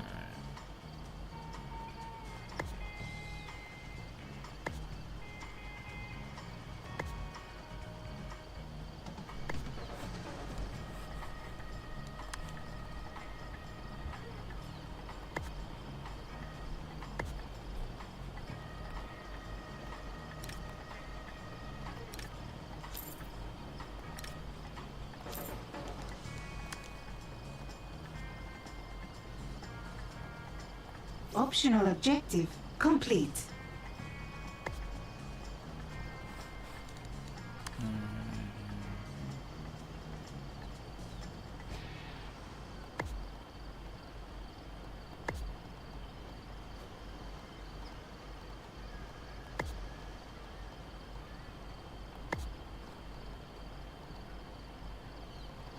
Alright, I think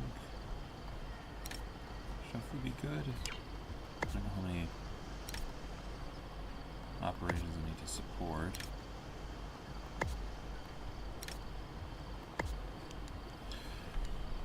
Alright, go with that.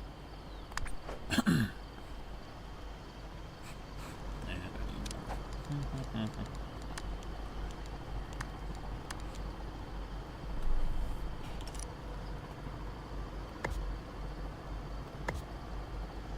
Not enough gold to complete this construction.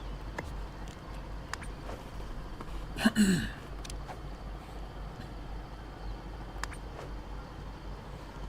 was I gonna do? Armory tiles. Yes, yes, I know. Armory tiles. Unfortunately, can't do that yet. if I go up here.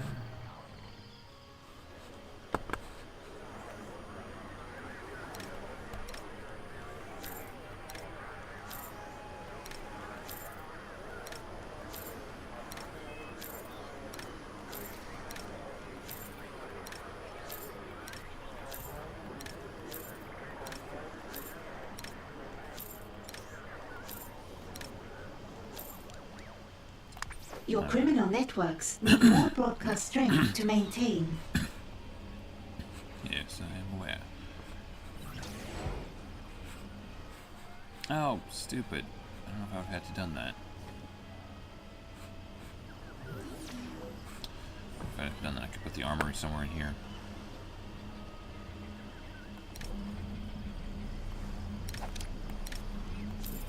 Let's clear out this area, fill it in, and create an armory.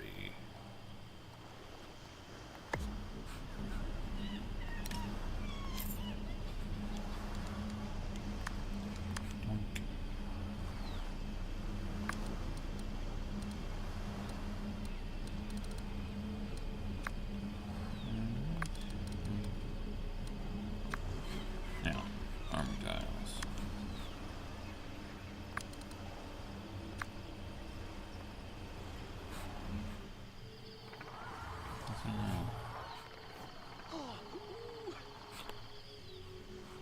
I'll do this for now. I'll just do a small one, and then maybe if I want to build a large one later, I'll do that down there.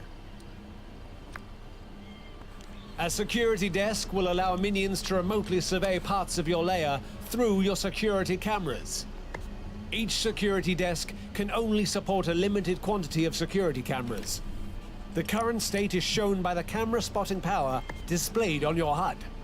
A security desk will allow minions to remotely survey parts of your lair through your security cameras. Each security desk can only support a limited quantity of security cameras. The current state is shown by the camera spotting power displayed on your HUD. Go away. Thank you very much.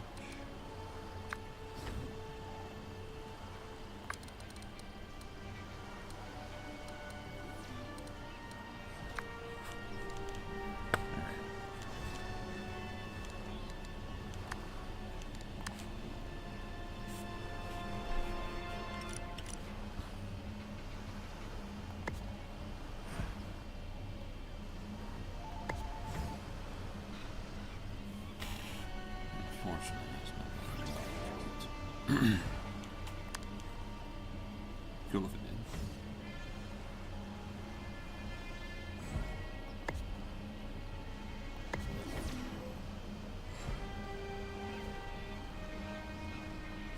did. Not enough gold to complete this construction. Let's try it this way.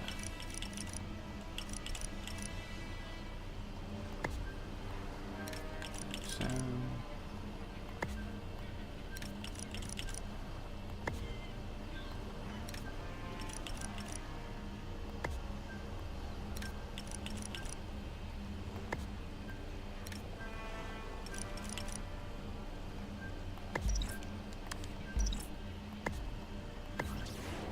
Not enough gold to complete this construction. Not enough gold to complete this construction. Shush. I understand that very much. Oh. Yeah, this just seems kind of pointless at this point.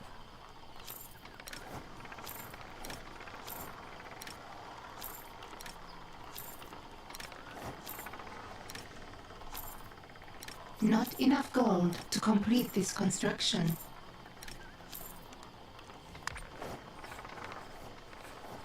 We'll leave those. That's alright. Salaries paid. You know they can only have actually like 300 minions. I think they put the cap at that. Maybe it's just because that's all they can handle or something. Alright, now world stage. Let's see. Do I have everything explored? Nope, don't have any amnesia. It actually is probably the better thing to do. Is just upgrade all of my, once the time comes, just upgrade all of my things, because you basically do like one 120 gold every... What? Yeah, 120 gold every 5 seconds. So that's like getting your criminal net worth upgraded is probably actually one of the better things you can do. Rather than 75 gold every 5 seconds. Yeah, comparatively, a lot better. And you don't have to waste New main objective available. personnel on it. Put that new armory to use. Place 2 security cameras in your corridors. Each camera has a limited view, shown while building. Try to cover important access areas in your lair for best results. Just, back around here. A scheme has succeeded. Alright. I want to turn this all into corridors section. Broadcast strength resumed.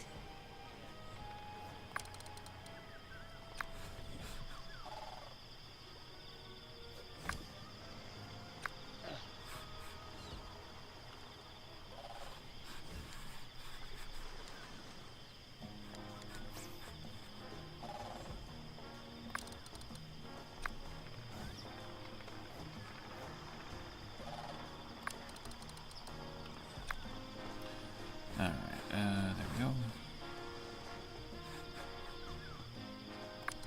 Let's get that all filled up. Now. Corridor.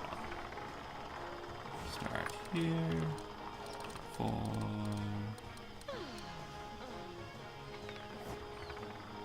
A scheme has succeeded.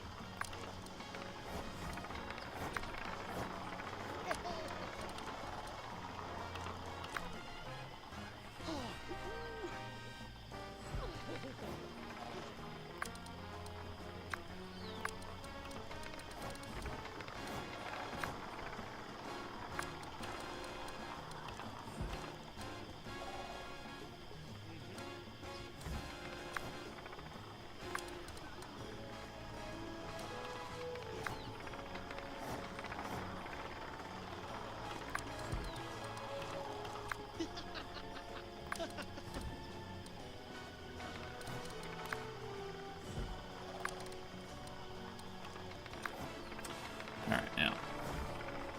Your scientists have made a breakthrough. Okay. There we go. That'll be a little bit better. Huzzah! No. You know, actually. Research has begun.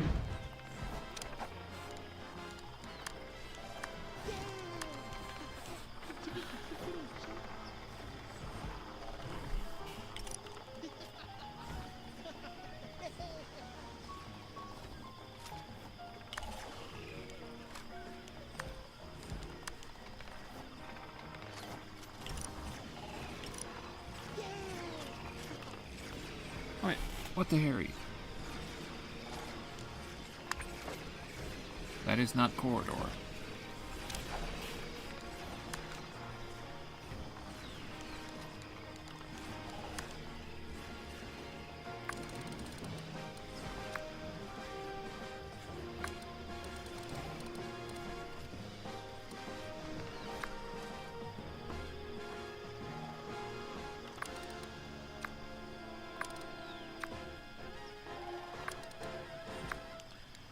Corridor, yes, corridor.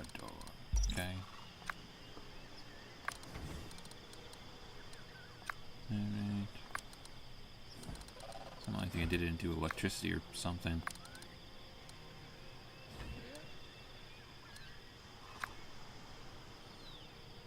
There.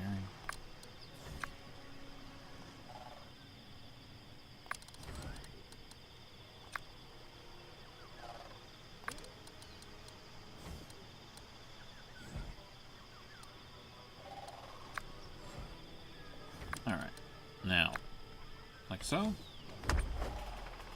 Alright. Alright. Now, stupid thing. It's like that. That. While active, your security cameras will send a live feed of your lair to your armory. Be wary, if your security desks are not manned, then your security cameras will not detect enemy agents.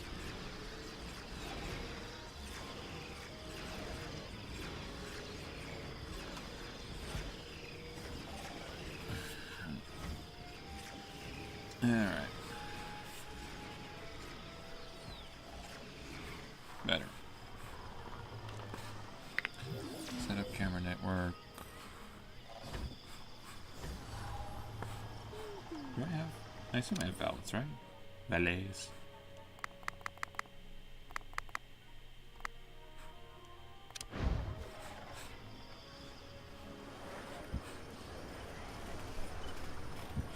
Oh.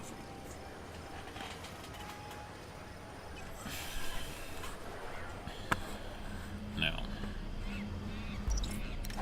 see if we can clear out the rest of this.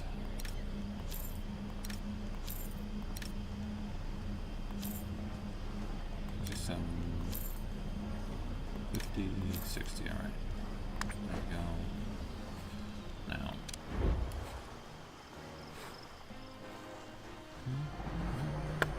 With a functional security network, you should build a guard table in your armory.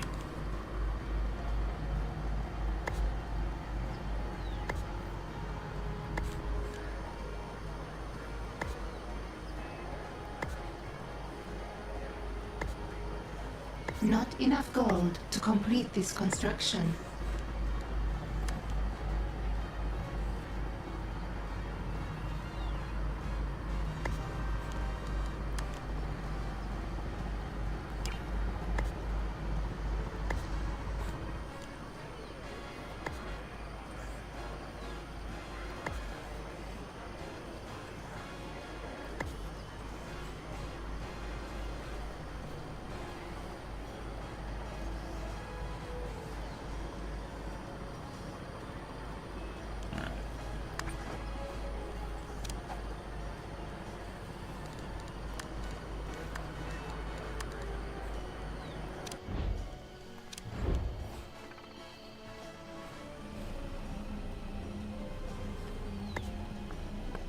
Muscle minions, like your guards, will use these tables as waiting points to be able to quickly react to agents spotted by your security cameras.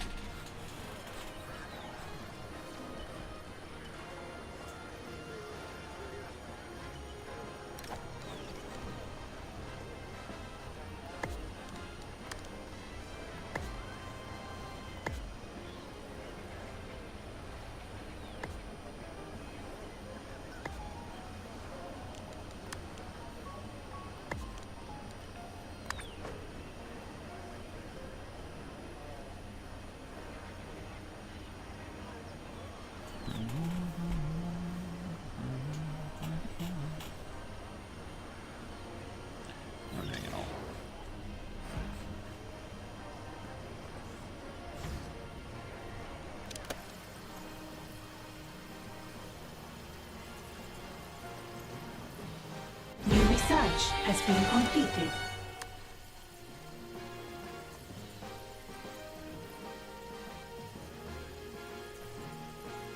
You can't afford to pay all of your minions. No. Let's see if we can do some scouting here.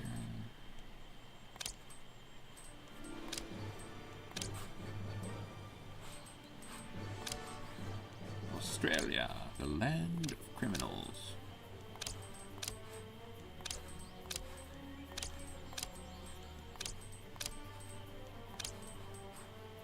I think we're all good. All good. Except for Japan. Can't forget Japan.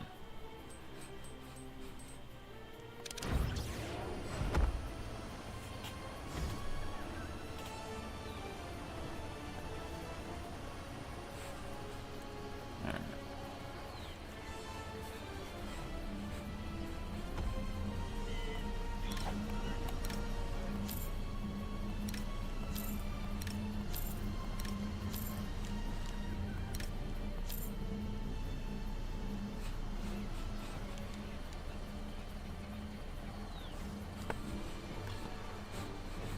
So now we have enough room for a lair when that comes. We have enough room for some other stuff. A new criminal network has been established.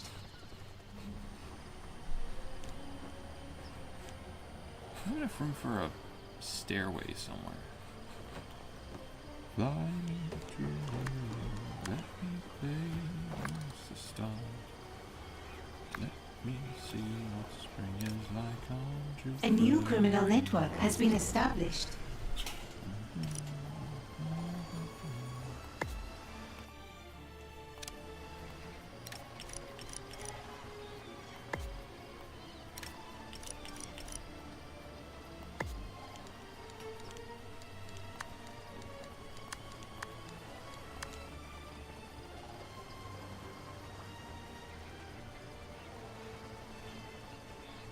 Let's go right there. Right about there. A new criminal network has been established. Yeah, nice.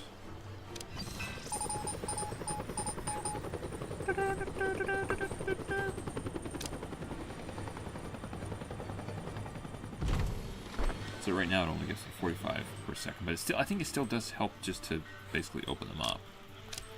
Some agents are on the way. Now is a good time to test everything you have learned so far. Remember to tag them, so that your minions know what you want to do with them.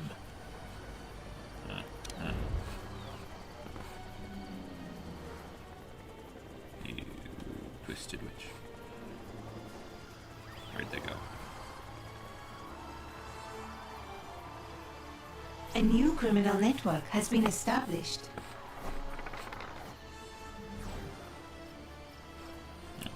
Research going right now, do I? Which requires 20,000 gold.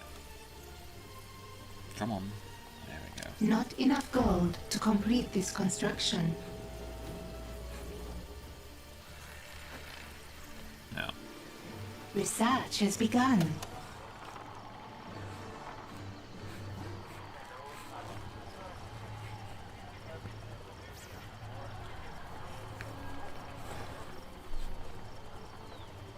Oh, goodness. Didn't even notice that. Alright. Let's...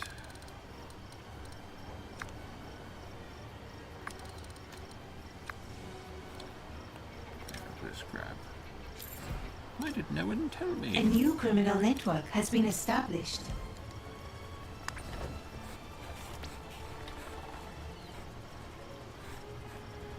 Oh, there we are. Hello.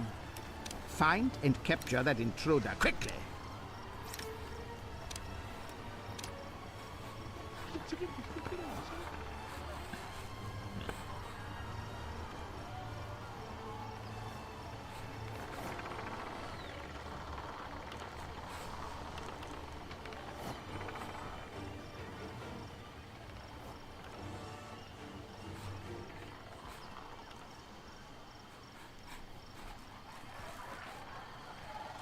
Now, what I should do... Optional objective complete. is coming up, so we need... It'd be really nice to have some sort of thingy. Alright,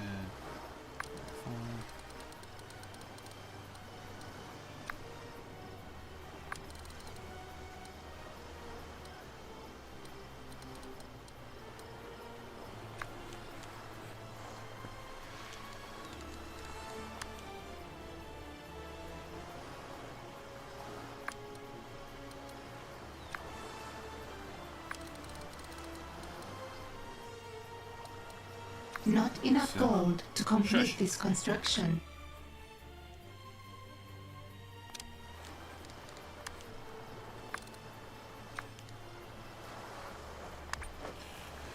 for right now.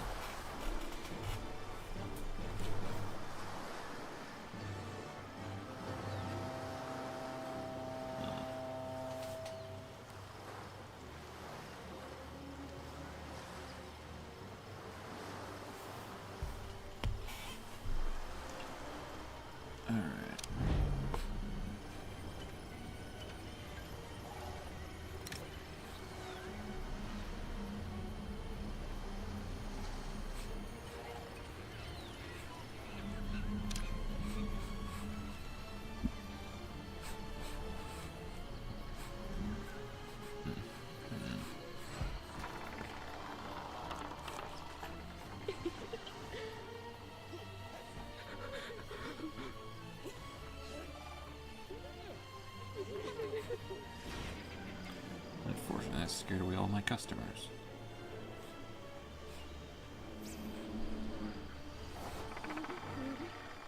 Hey, where are the guards? You're doing your job. What even evil has its limits.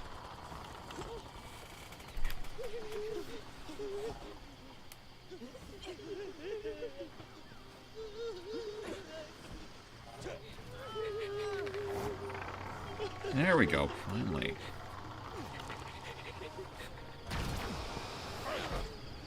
I need to be here.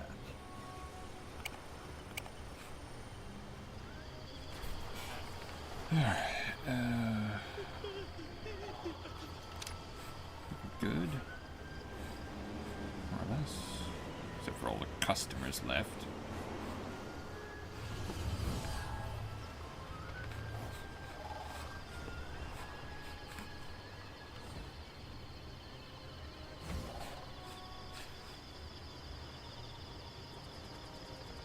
I don't know if you could, but in theory you could just hook this corridor up to a really long one going this way and then come back this way.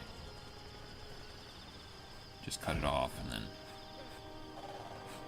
Interesting idea, anyways. Okay.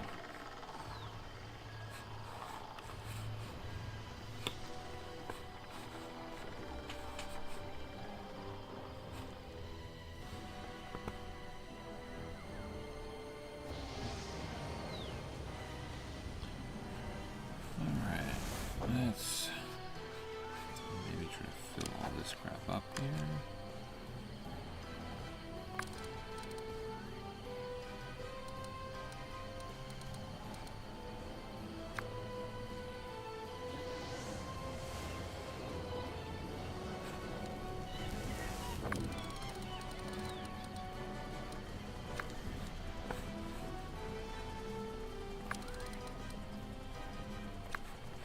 Could do.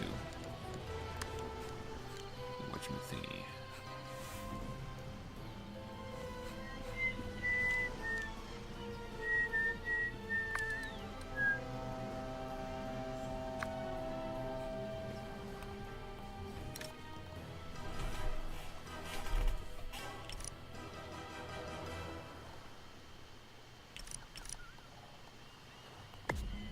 Huzzah.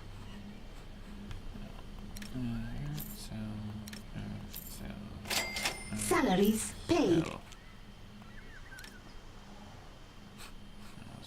Just stick it somewhere else. There we go.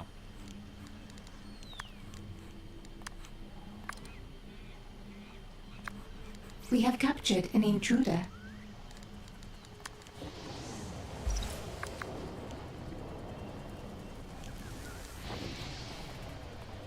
An intruder has been captured. Alright, now, where is the prison? An intruder has been captured.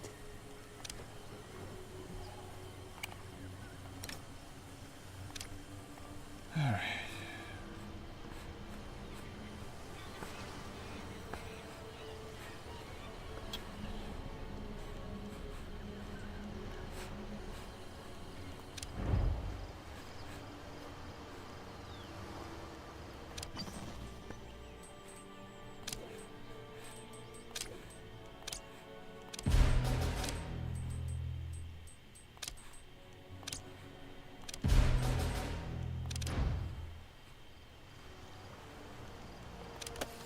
That's the annoying thing. It seems like all in all, sometimes it's just better to upgrade the networks and have that The passive scheme income has succeeded. and actually do schemes or something. An intruder has given us their secrets.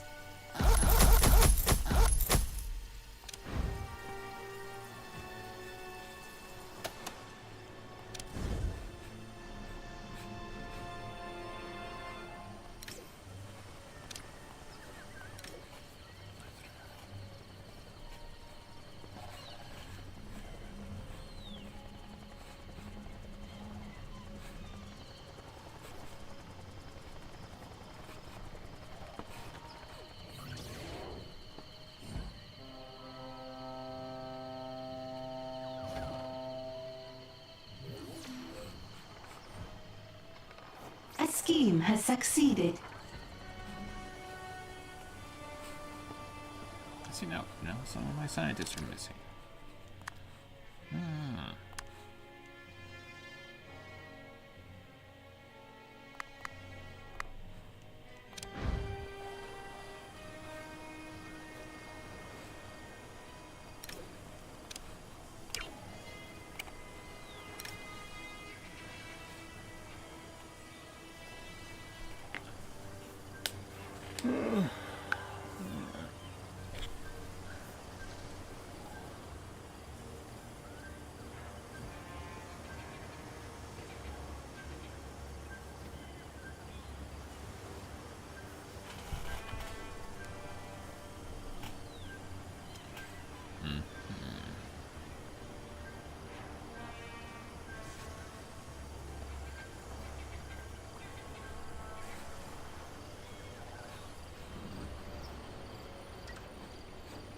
Just waving his gun around for whatever reason.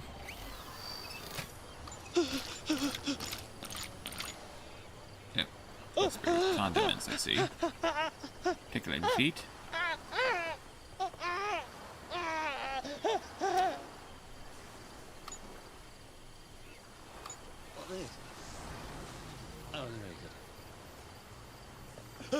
Ready for the win. An intruder has given us their secrets.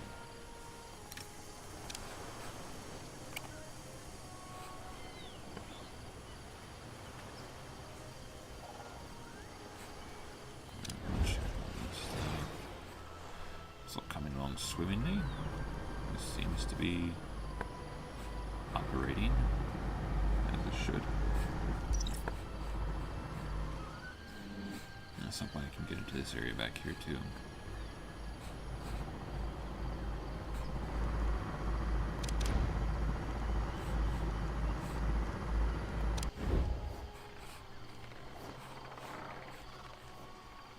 I should probably do some more food stuff.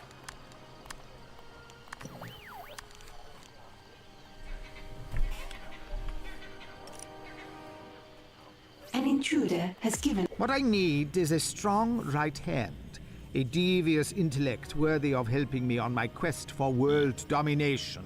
Yes, yes. What about me, boss? You're not strong.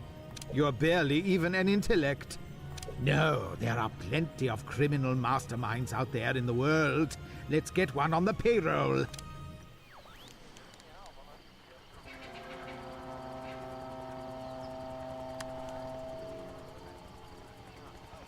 New main objective available.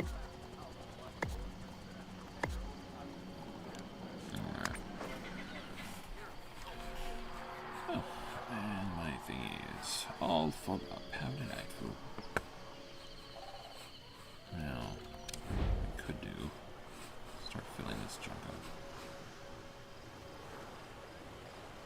Do we want more than just a quarter on this one? Something else there. The sun, your computer, the swordsman, the fan. I don't think I've done Side this one yet. story begun.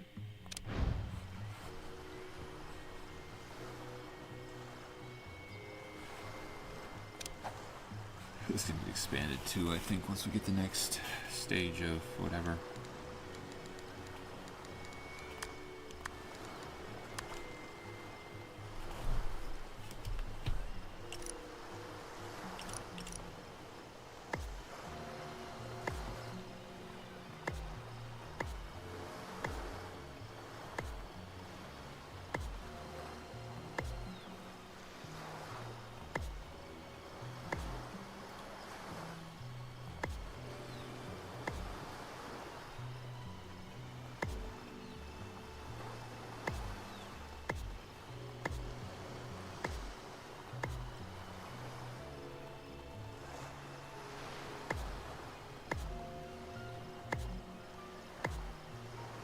Not enough gold to complete this construction.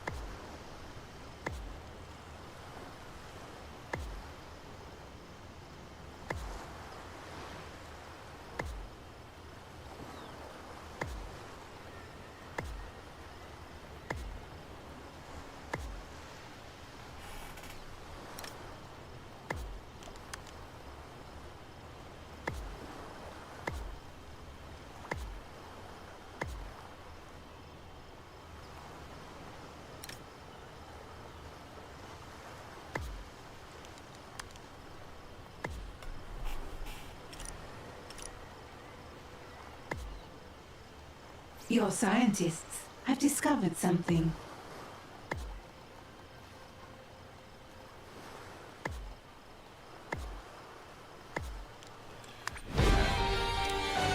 Huzzah!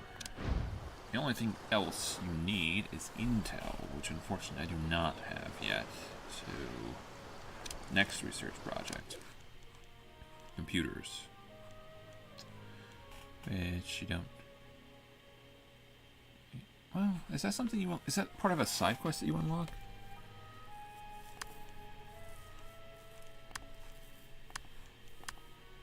Computer. No, I do have it unlocked. Okay, we're good. We're good. Alright. So they passively generate, whatchamathingies. Research has begun. Intelligence. Alright. Want to do them up here? We do them downstairs. No, we'll do them up there. Alright, I want to do a couple more of those things here first. Alright, come through this.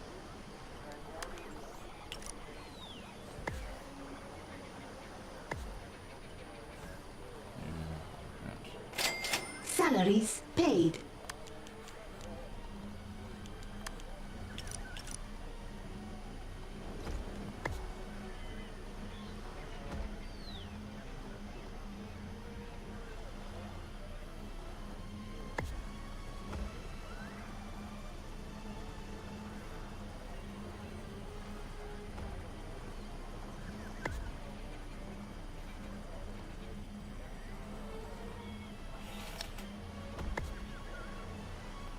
What am I missing? Is there something in the middle there? Oh, yes, there is. Delightful.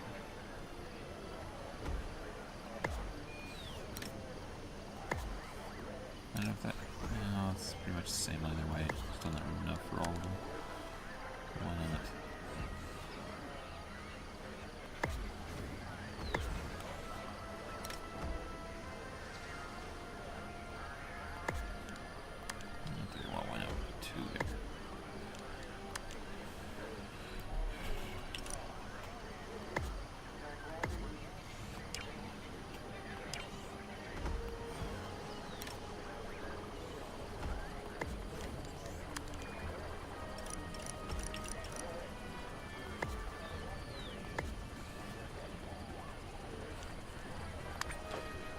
So.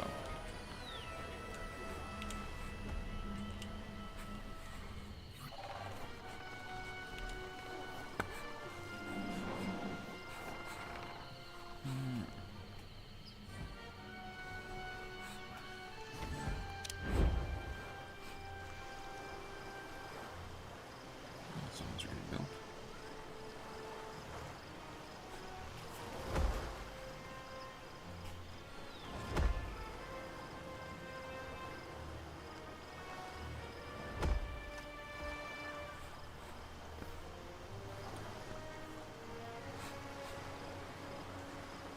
Alright, you know, I think that's me done for today.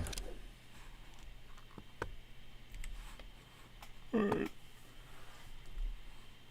Thanks for watching.